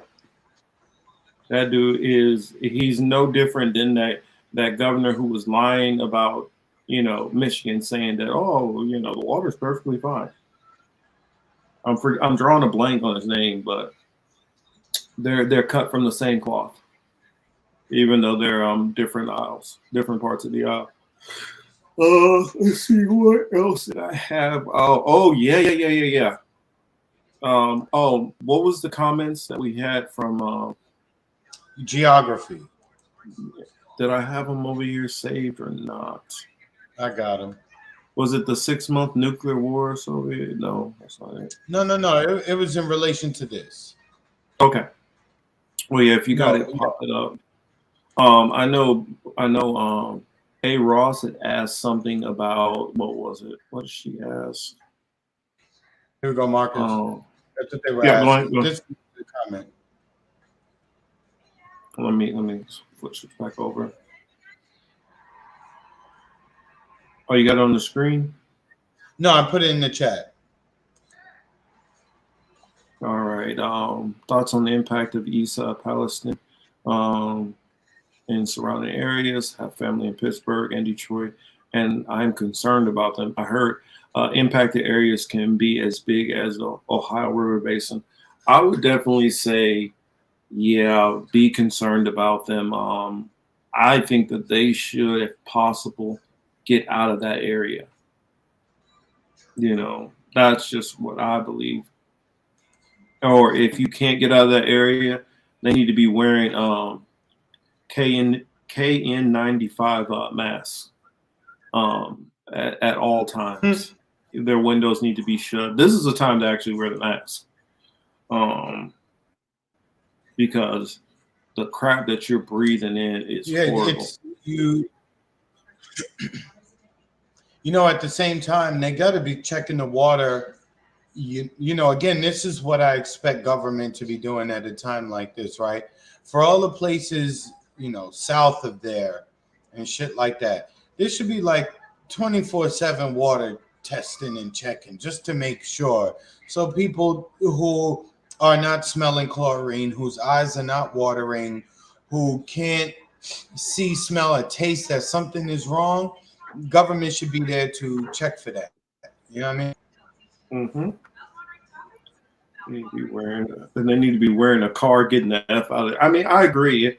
If at all possible, go somewhere else, because what's more important, your safety or your job?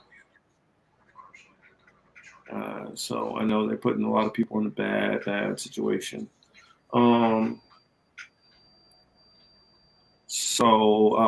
that's what I was going to do. Let me see if I can do that. Back up.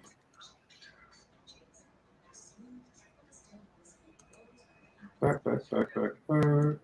What you looking for, Marcus? I need to. I'm trying to pull up the AM wake up. Let's go to my page. There we go. It's a part that I had kind of timestamped, but I wanted to show from their show the other day. Oh yeah, I can show that too. Because yeah, pull up this resident real quick. Here's another short clip while I look for that one. Just put this on the screen.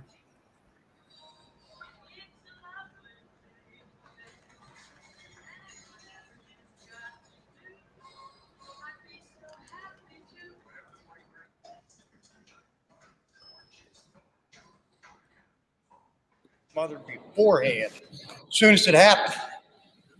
And then I'd come back Sunday to get her insulin, and I drive through a cloud of shit at the bottom of 170. I thought I was going to freaking die. And it stressed me enough, I ended up in a hospital, and they thought I was going to have a damn heart attack. So what did I breathe in? That's what I want to know. What did I breathe in? What is everybody else breathing in? The question is, what is the chemical that is in the crude? And there's no Leslie run and sulfur. There's sulfur run on Leslie. I gotta move out of my house. Latest data that we have up through is the 15, the 12 that's on show of vinyl chlorides.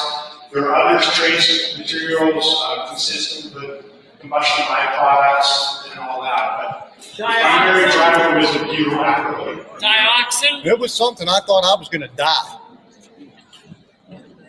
It was something extreme. I broke out total red for 5 days on my chest.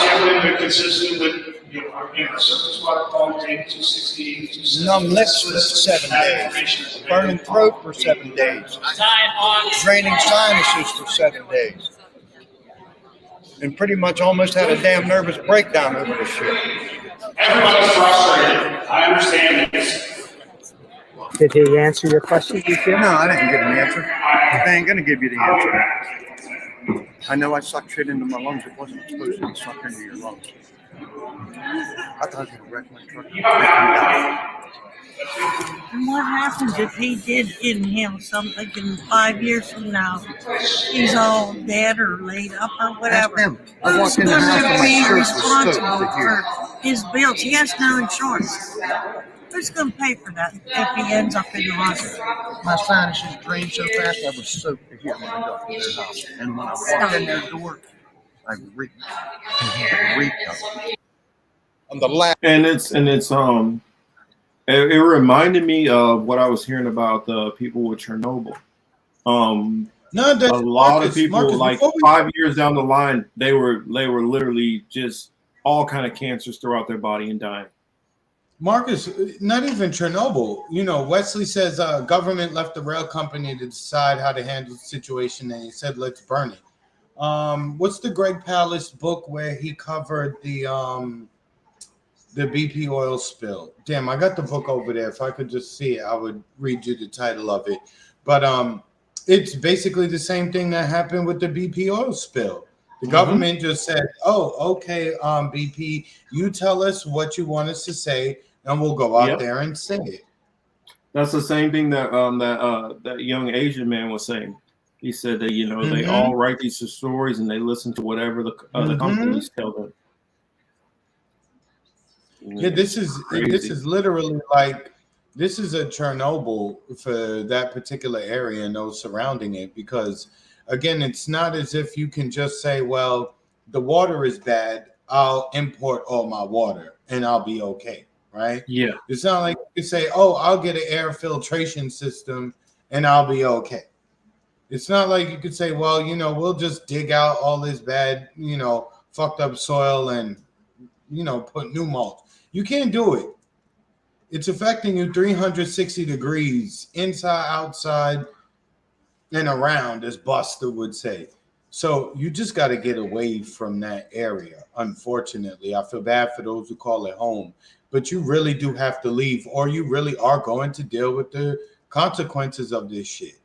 You're going to deal with the side effects of it. Yeah. I mean, let's see. I just can't wait for all the stupid medical. What is it? What movie was that? Was it what Aaron was the Brockovich? dude's name?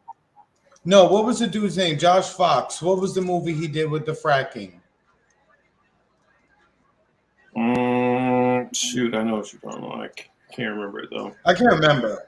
You know what I mean? Like, yeah, come on, Chad, help us out. Y'all remember?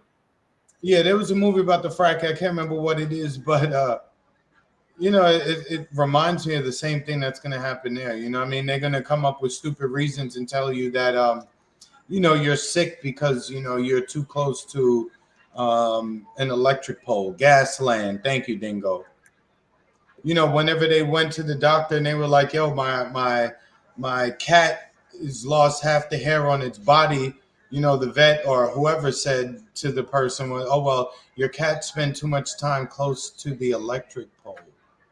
I mean, just think about how stupid they think you are, that they would tell you that. Yeah, I mean, shit's crazy. I got two parts in here that I wanted to share because he just happened. Thank you, Copeland. Yeah, Copeland gave it to me too.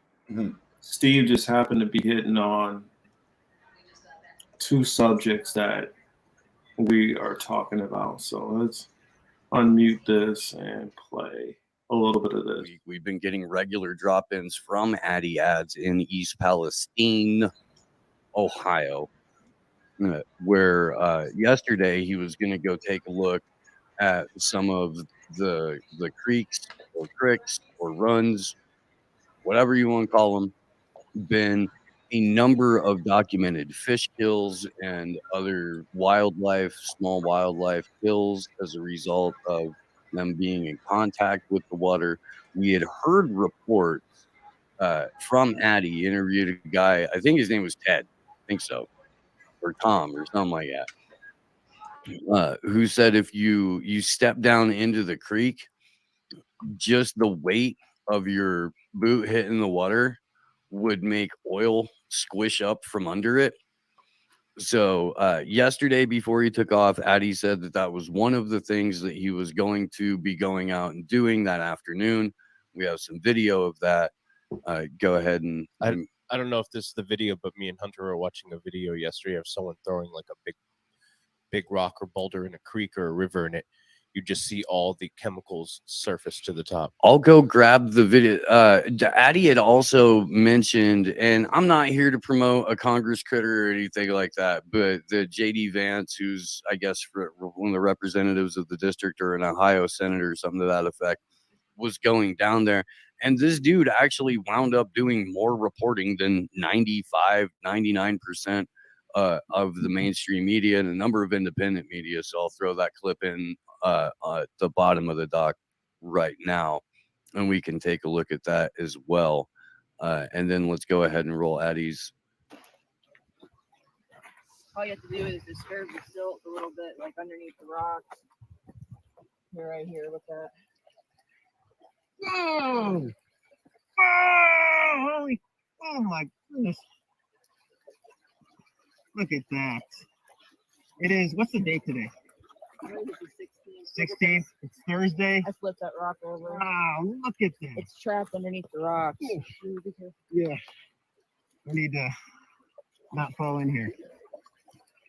Yeah, it's trapped underneath the rocks. It's staying on the bottom. Oh, that smell. Jesus Christmas. Careful. Take that smell so bad. But it's worth every headache where people can get their voices heard and people believe that there's something in here instead of being told that there's nothing really wrong. Wow.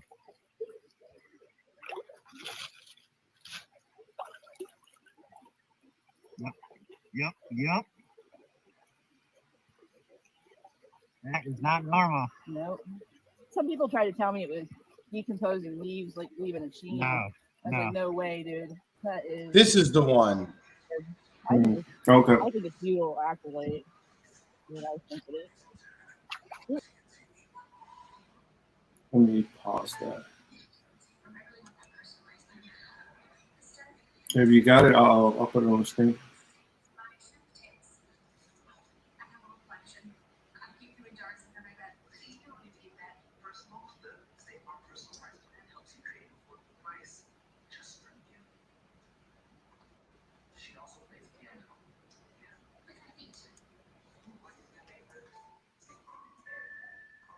Let me know. Says Trump is going to Ohio, so now Biden says he's going. Really, dude, you should have been there already. Should have long been there. You should have been there and gone. It's the same thing with now that Trump said he's gonna go. Now the CEO of Norfolk Southern, now he's gonna go.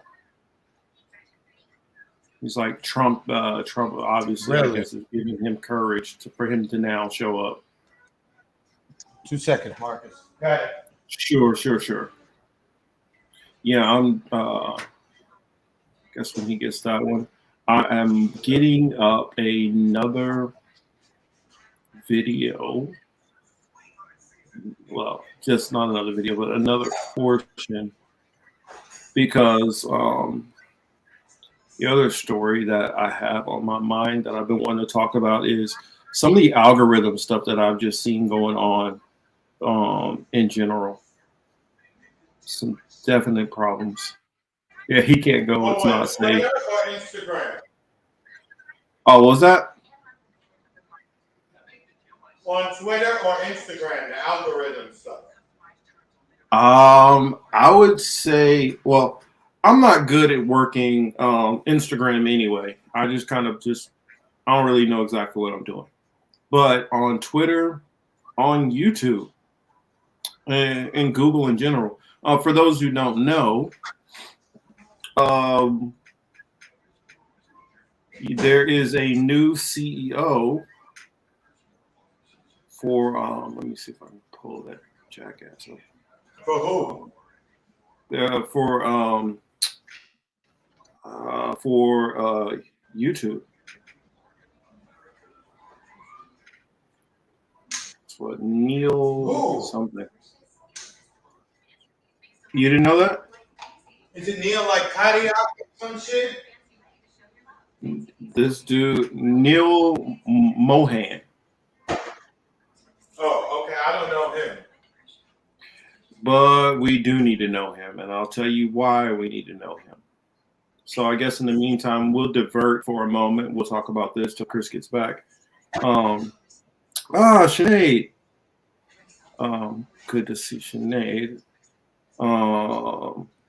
So let's put this up.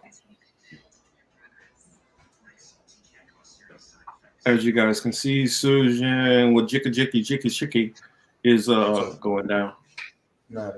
I've never learned how to pronounce her name and don't plan on learning how to pronounce her name. And I was like, man, I'd be so happy when she's gone. Things would be so much better without her. Boy, was I wrong. The guy who's replacing her. Let's see if they got an image of him on here too. Probably do, or maybe not. Maybe I'll have to go back and pull him up. Oh, they don't have him on here. Figured they would show us this jerk.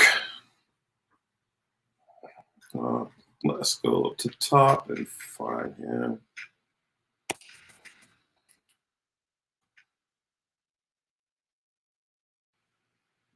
Oh, they just show everything about her stepping down. That's kind of, I would be kind of pissed off if I was him. Like, damn, you guys are not even, I'm not important enough to even talk about. So this is the guy, Neil Mohan. And I know you'd be like, okay, well, what's the big deal about Neil Mohan? Well, Neil Mohan is one of the guys who's been over Google and Google search engines. If you notice that the Google search engines are tied in directly with YouTube, like before, you used to be able to search for something on YouTube and then search for something on Google. And when you looked at the videos on Google, it would be different stuff than what's on YouTube. Now it's completely identical. He's basically merged them. And this guy is really big on censorship. So everybody wonder why over the last probably couple of months, all these strikes have been flying around on everybody. It's this guy.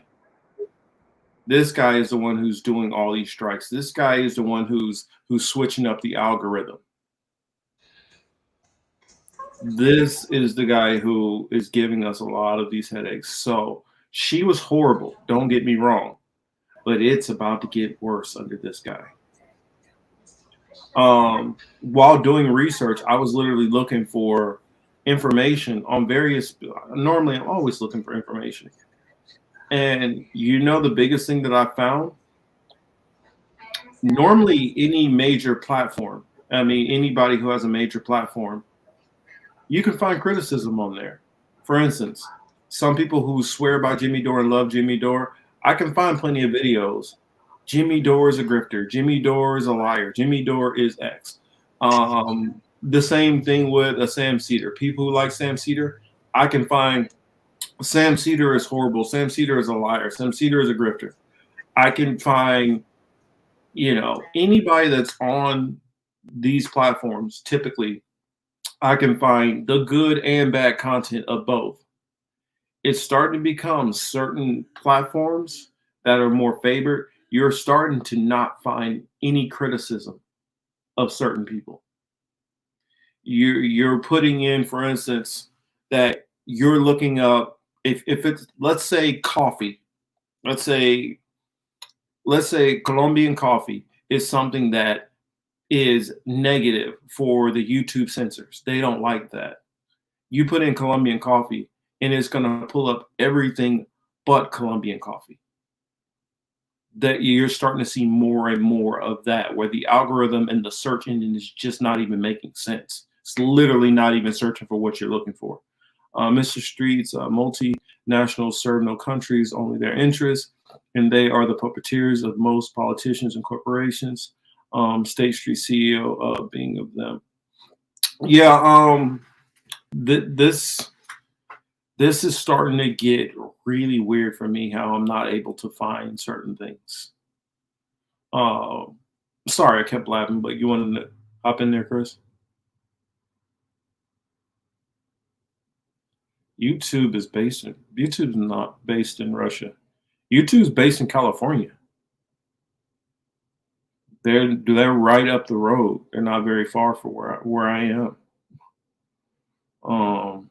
And Microsoft and Dell and a lot of those companies are out of that apartheid state, which sits in the Middle East. In which that goes into another story, which I want to talk about later. But did you have something that you wanted to share that you want to go look for, Chris?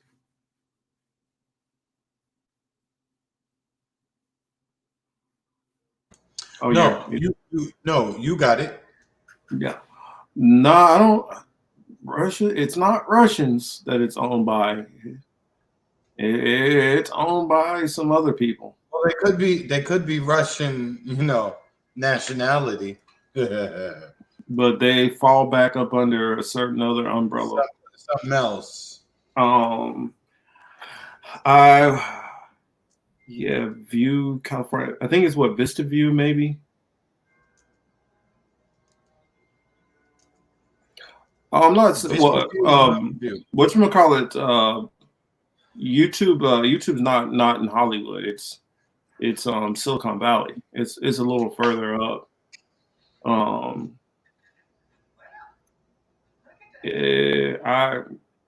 don't know about all that. A lot of this stuff is owned by what's that company? BlackRock and Vanguard. That's not Russia. That is not Russia. In fact, if that was the case, if Russians did own YouTube, why would they take RT off?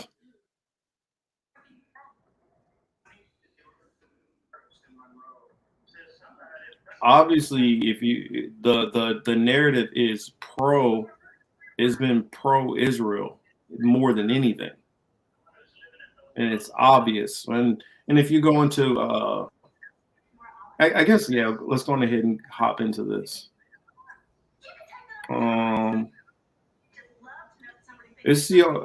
Steve is the only person I saw covering this, so I wanted to go here real quick and show you all this. Where'd it go?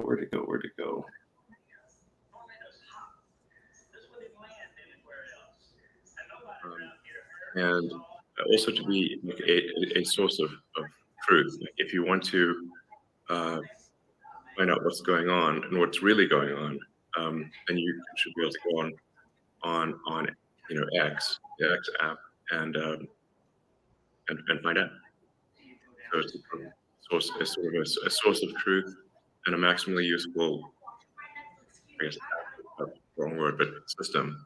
And Twitter is essentially an accelerant to that sort of maximally useful everything app. I think the trying to have as many organizations and people and institutions verified as being legitimately those people and organizations is important. And to have the organizational affiliation clearly identified, so that if you want to find out if somebody's actually, if an account is actually, say, from a member of parliament or a journalist, or let's say, you hear that? Safe from a member of government or parliament. Twitter accounts. Twitter handle is actually belongs to, say, Disney Corporation or something like that. You can go on Twitter, and it's sort of an identity layer of the internet. You can confirm that is in fact the case. And I think once you've got these sort of interlocking sort of identities, it's actually very hard to be deceptive in that case, because and it's also, you have a reputation to protect at that point. So I think then people are far more likely to be measured in their response, be more reasonable, since they have reputational value at that point. Okay, the ridiculousness of that last bit aside, except for the bit where he's talking about, oh yeah, no, your Twitter account is going to be one of your identity verifying steps. You ever have to identify your identity? If you ever have to verify your identity anywhere else, you'll be able to show them your X app, because, well, it will be your identity, because you won't have to physically show anybody anything, because you will probably never have contact with another human being ever again. Won't that be nice?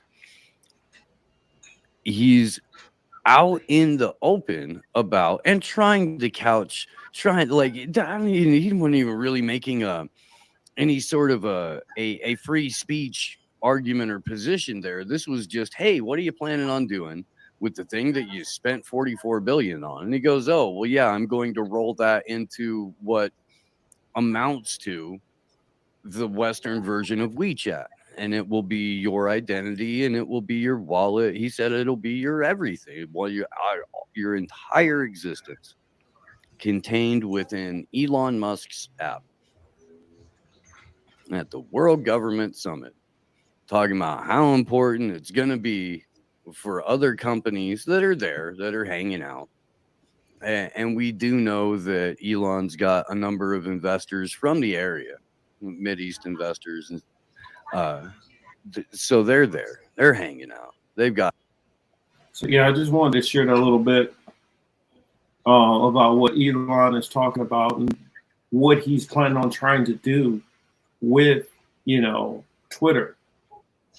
This is all going into more tracking, more data collection, and it also explains why Twitter has gotten shittier. I literally don't even see the stuff that Chris tweets a lot of times, and I have push notifications. I don't see yours either. Yeah, Mark, my son has to send me yours, or it has to be you like going back and forth, and then maybe the second to last one comes up. Then I'm like, then I'm sure you probably get a whole bunch of notifications from me, because I'm like, oh shit, like I start going. Yeah, and then they'll say, yeah, Chris liked 11 of your tweets or something like that. Yeah, because then I don't see it. That's whenever I go through it, be like, oh shit, okay. Yeah, and that's what's been going on. You're even noticing like here, let me go and just show you guys an example of what I'm talking about with some of the stuff they're doing with this is just Twitter, what they're doing. That's right. Let me get back and share my screen. So that way you guys can look through my eyes and see what goes on, what I'm seeing. Maybe everybody's just not going this way. So let's go home. All right. It's a little bit different looking at my phone. Okay. It has Tucker Carlson, 66,000 tweets for him.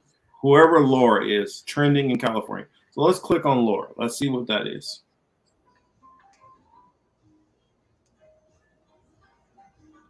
Now, first tweet. I don't know what that has to do with anything. Okay. All right. 4 hours ago.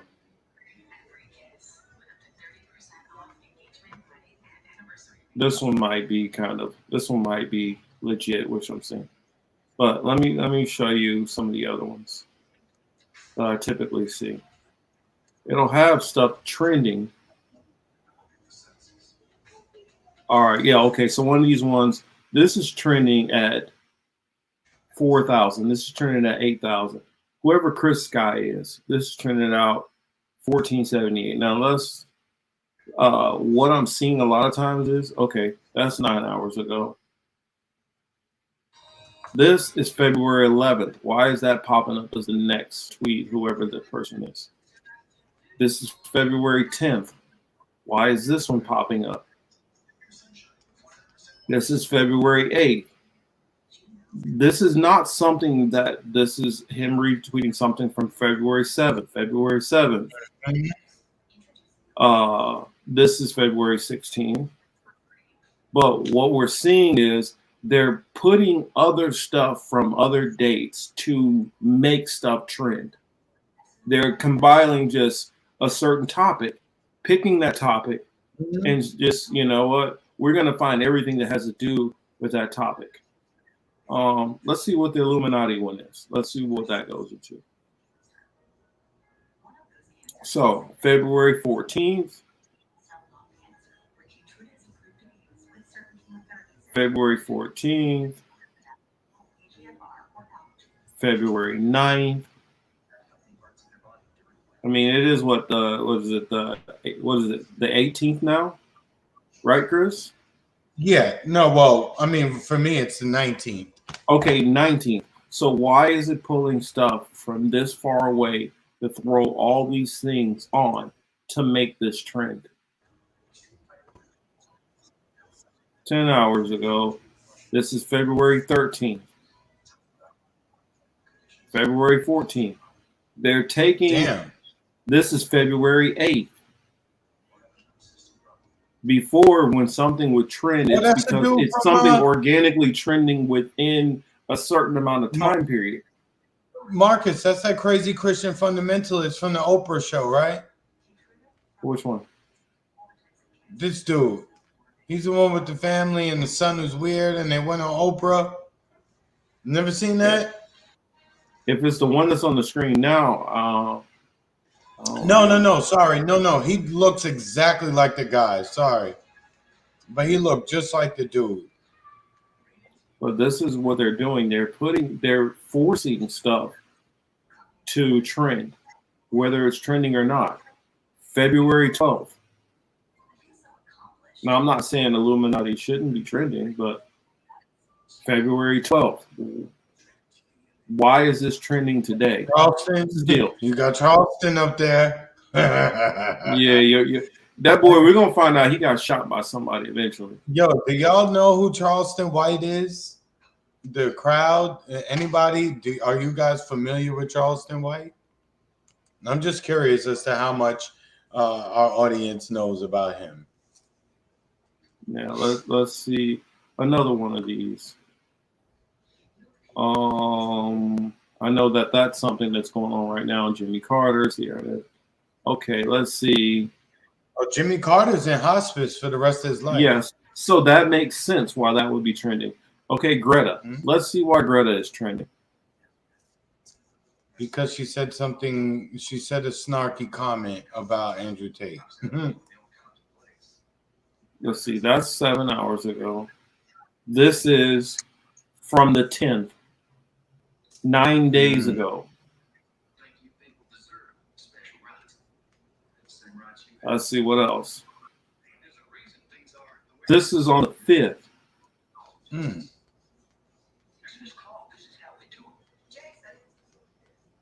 Okay, this one is 17th, but they're literally taking random ass days, and it almost seems like they're literally picking a topic and digging up every tweet that they can for that specific topic to make it work for what they're trying to make trend.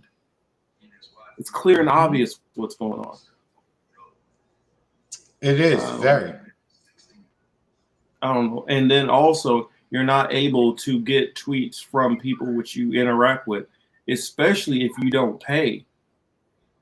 They're wanting you to do this check mark and pay and all this stuff. So check mark. Oh, on Twitter, yeah, you mean? Yeah, they want you to do it. They want you, and now they went from just one check mark to now there's different levels of being a check mark. And so if you don't want to do these certain levels of fitting into the check mark game, then your tweets just don't get seen. No, they won't. And that'll be the end of that. And don't ask no questions. It just is what it is. Oh, let's see. No, that's not the one I wanted yet. There's this one I got a little kick out of. Did you see this one, Chris? About the I'll put it on Let's see, mute, back up, and let's put this on the screen. Oh, I would not doubt that Elon Marcus. is tied in with Epstein. Marcus, A-Rod's in the Rockfin chat. She, you know, when they heard me ask, you know, who's Charleston, you know, A-Rod's writes, my hubby just heard that name and said that nigga's crazy. He want to be dead. That's what I think. He literally just goes around and kicks over every hornet's nest he can look for. Dude is funny though. Do you guys see this? Hear Florida announcing adverse reactions of the snake juice? No, I didn't, but I'll be on the lookout for it. Street. Did you see this? Oh, Ruby, who isn't involved with Epstein at this point?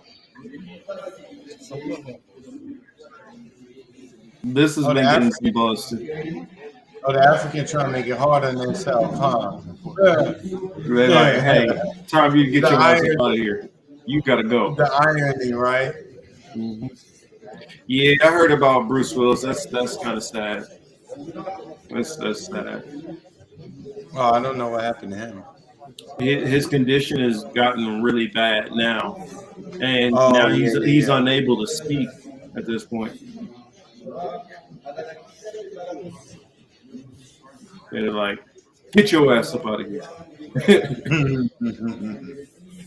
And I posed a question to this one Israeli guy who was getting all ticked off about it. I said, well, aren't you Israelis saying that you're Middle Eastern, right? You guys say all the time, we're the only democracy in the Middle East. Okay, so if you're Middle Eastern, why the hell are you trying to be a part of the African Union? What you doing there? You need to worry about being part of the Middle Eastern Union, not the African Union, because you're not Africans, right? At all. Why did Africa? Ruby asked, "Wow, why did Africa do that to them? Although they deserve it, because there was a lot of objections to them even being admitted to even be in there before." But I can't remember who it was who was over the council at the time. He allowed them to send a delegate, and everybody else was like, no. They need to get the hell up out of here. We don't want them here.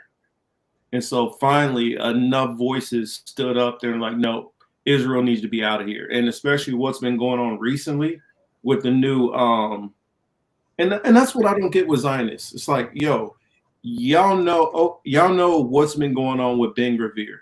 Y'all know that's big. That Netanyahu, this new government, has been ratcheting things up. You're not expecting that you're going to have a reaction to the stuff that y'all have been doing.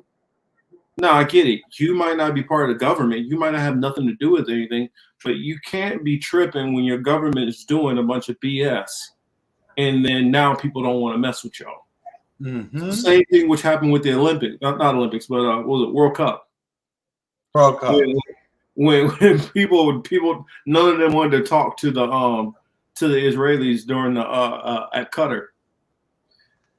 You can't be surprised. That was the first thing I thought of when I saw that video. Yeah, they're African countries right now have been telling all of the European powers. And when I say European powers, I look at Israel as a European power also. They are. Y'all want to call yourself Middle Eastern Africans? Y'all are Europeans. You are all. They're all European. I mean, granted, y'all have gotten a lot of the Arabic ones to do the dirty work, and they're the ones who are in the videos roughing everybody up. But it's the same as what we just saw happen with Tyree Nichols, having those black officers go out and do it. It's the same damn thing. Yeah, it's the system. It don't matter the color of the person who's doing the executing of the plan at that moment. You know what I mean? Yep. It's just the system. Well, Thomas says much of the world leaders don't want to associate with infiltrating Zionists from Israel, especially most African leaders. Well, most non-Europeans, all the European nations are perfectly still fine with ignoring all the stuff that Israel does. All of them are still caping for Israel because if you really think about it, what do they have in common? They're all white. Let's just keep it in a buck. They're all white, and so they're all defending. Even when they're doing messed up stuff, they still are defending Israel. And everybody else around the world is like, nah, we're not cool with that. Even if they're not going out of their way to attack them, they're not messing with them. So I had two more clips left, almost done. Let me back up and get the other one. Because one of them, I might just put that in the chat for everybody to go back to. It's a lot. Yeah. It's a video that I recommend.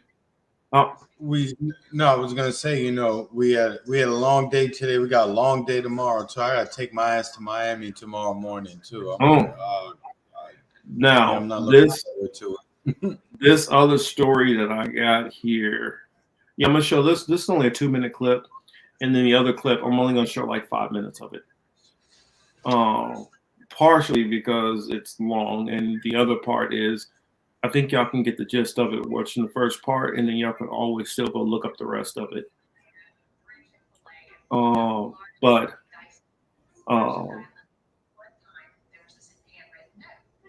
Israel. Ooh, you're confusing me. I said Israeli. Yo, streets, come on, man. You know, I'm very familiar with Miami. I'm good out there. Yeah, we can have a good time, man. Pause, you already know, but pause, we can have a great time. All right, so going back to Unit 80, IDF Unit 8200. Those who are not familiar with 8200 and Pegasus and all that, got some work that you guys need to be up on. But here, check this out. Actually, I'm gonna put it large.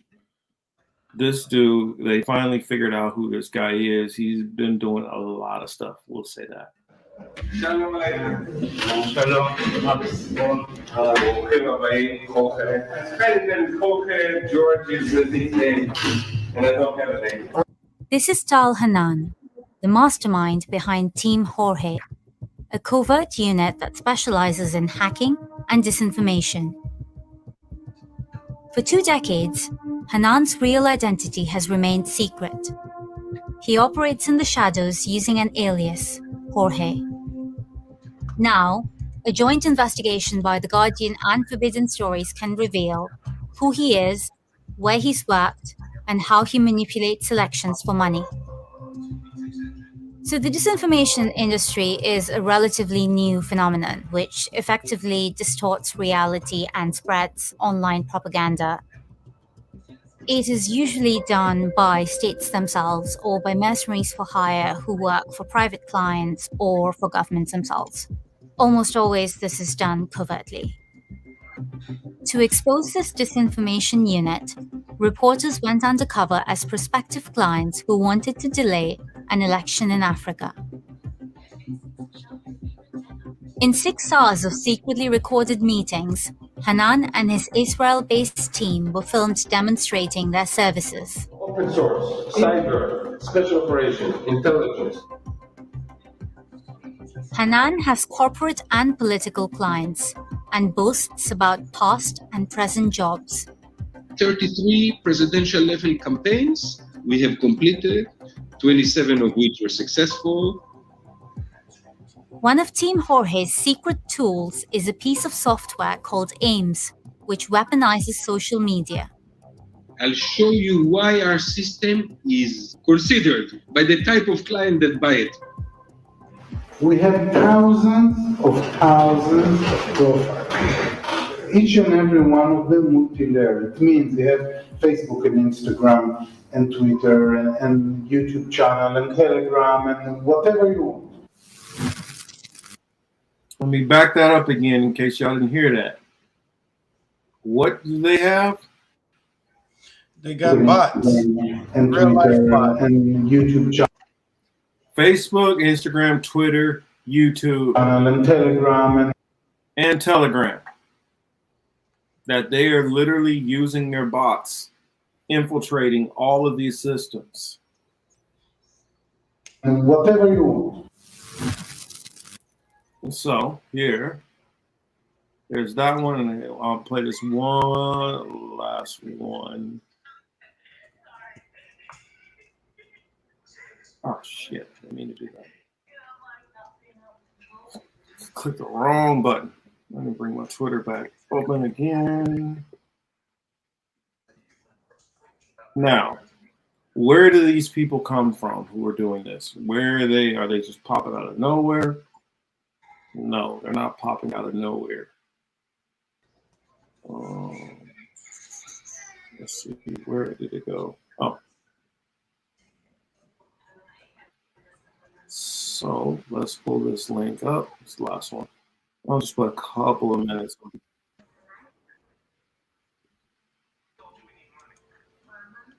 Now, let's see, let me share my screen.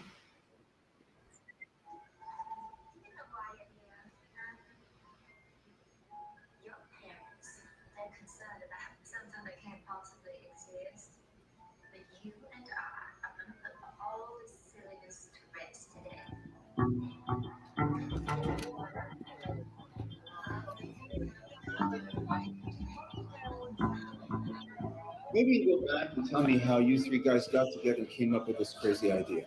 A couple of years after all of us were discharged from the military, we just each went his own way. And at some point, we realized, okay, we are pretty bored with what we do today. We kept thinking that we want to do something special, like something different. We started looking at different areas until we learned about the world of connected cars.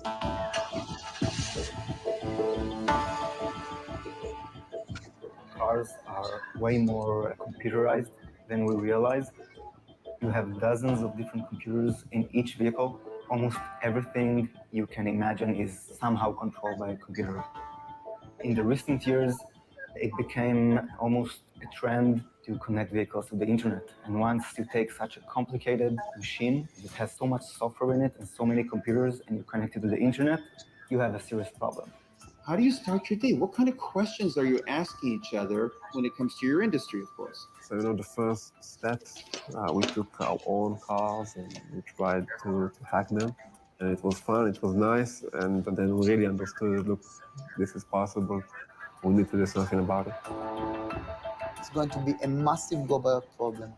And I think that the risk is enormous. So how do you guys know how to do all this stuff? The three of us served together in the military in Unit 8200. In the 8200 unit. We have served for 6 years together in the 8200 intelligence unit.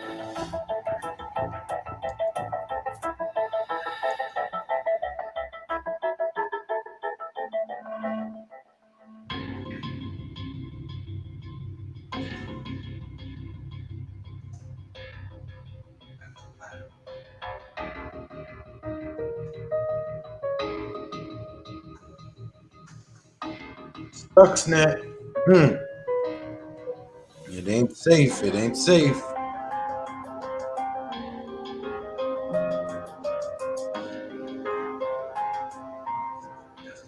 Unit 8200 is the backbone of the Israeli intelligence community, and it's also a hotbed for Israeli high-tech.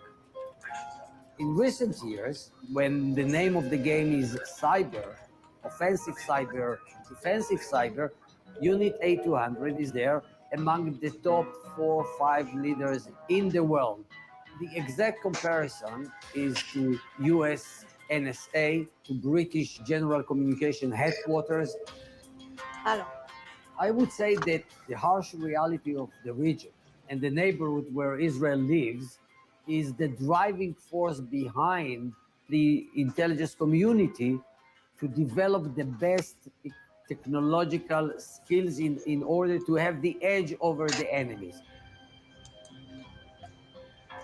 Most of the Unit 8200 employees, workers, are conscripts and the mandatory age in Israel for national service is 18. So we are talking about 18, 19 young boys, if you wish. And girls. And girls, yes, they have also girls.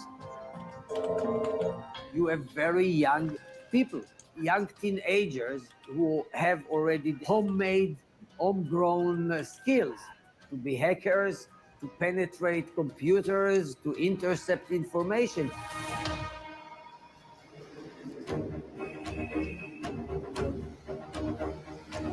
All right, so I will leave it there. Let me grab this and share this in both of the chats. Oh, wait a minute, that's right. I probably got to do it on my phone for.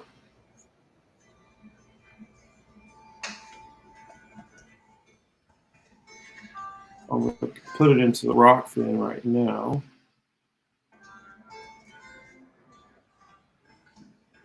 Okay, and then well, what I'll do is for those watching, I will come back after the fact and put this in the comment section of the video after I finish up. Oh, there it is right there. Israel cyber spies. And so all you got to do is go look up this. It's on I Love Docs. And I would also recommend looking up the 8200 unit, the one which Vice News did. Vice News did a really good job, and they actually even explained about how a lot of them literally work with YouTube. Excuse me. And so they're literally, you know, the IDF is literally going through, and they're some of the ones who are flagging our videos. They're the ones who are playing games with numbers and all that stuff like that. And it's been admitted and acknowledged that they literally contract these people out of the IDF, and not like, oh, after they got out. No, literally the IDF is interfering with your social media platforms. Mm-hmm. So correct. Just wanted to put that out there. So anybody thinks it's all these other people. No. When certain people say, oh, well, you always say that you guys try to say that we control and we take over stuff. And well, what are we supposed to think when we see shit like this? So yes, thank you. Yeah, everybody, y'all have a good night. Let me get caught up. What are we missing? Because I got really behind on the Rockfin side. Is there anything else I missed, Chris, that I need to address or respond to? No, I mean, you know, I incorporated most of the comments in there, participated there too. So, but no, we're good. Okay, cool. Well, on that note, it was a blast. It's been a long day. For those who are just catching this now and then they didn't catch the live stream from earlier, I recommend please check that out. Thank you all for hearing our perspectives, and for some of those people, if they get a little upset or feel like we're attacking them, we're not attacking them. We're respectfully disagreeing. So that said, this has been the Political Matrix. Of course, I'm Young Morpheus here with my good brother and colleague, Mr. Cy Lawson. Yes, sir. Have a good night, everybody. We appreciate it as usual. We are very thankful. We do appreciate you guys. And thank you for the super rays over there. We appreciate it.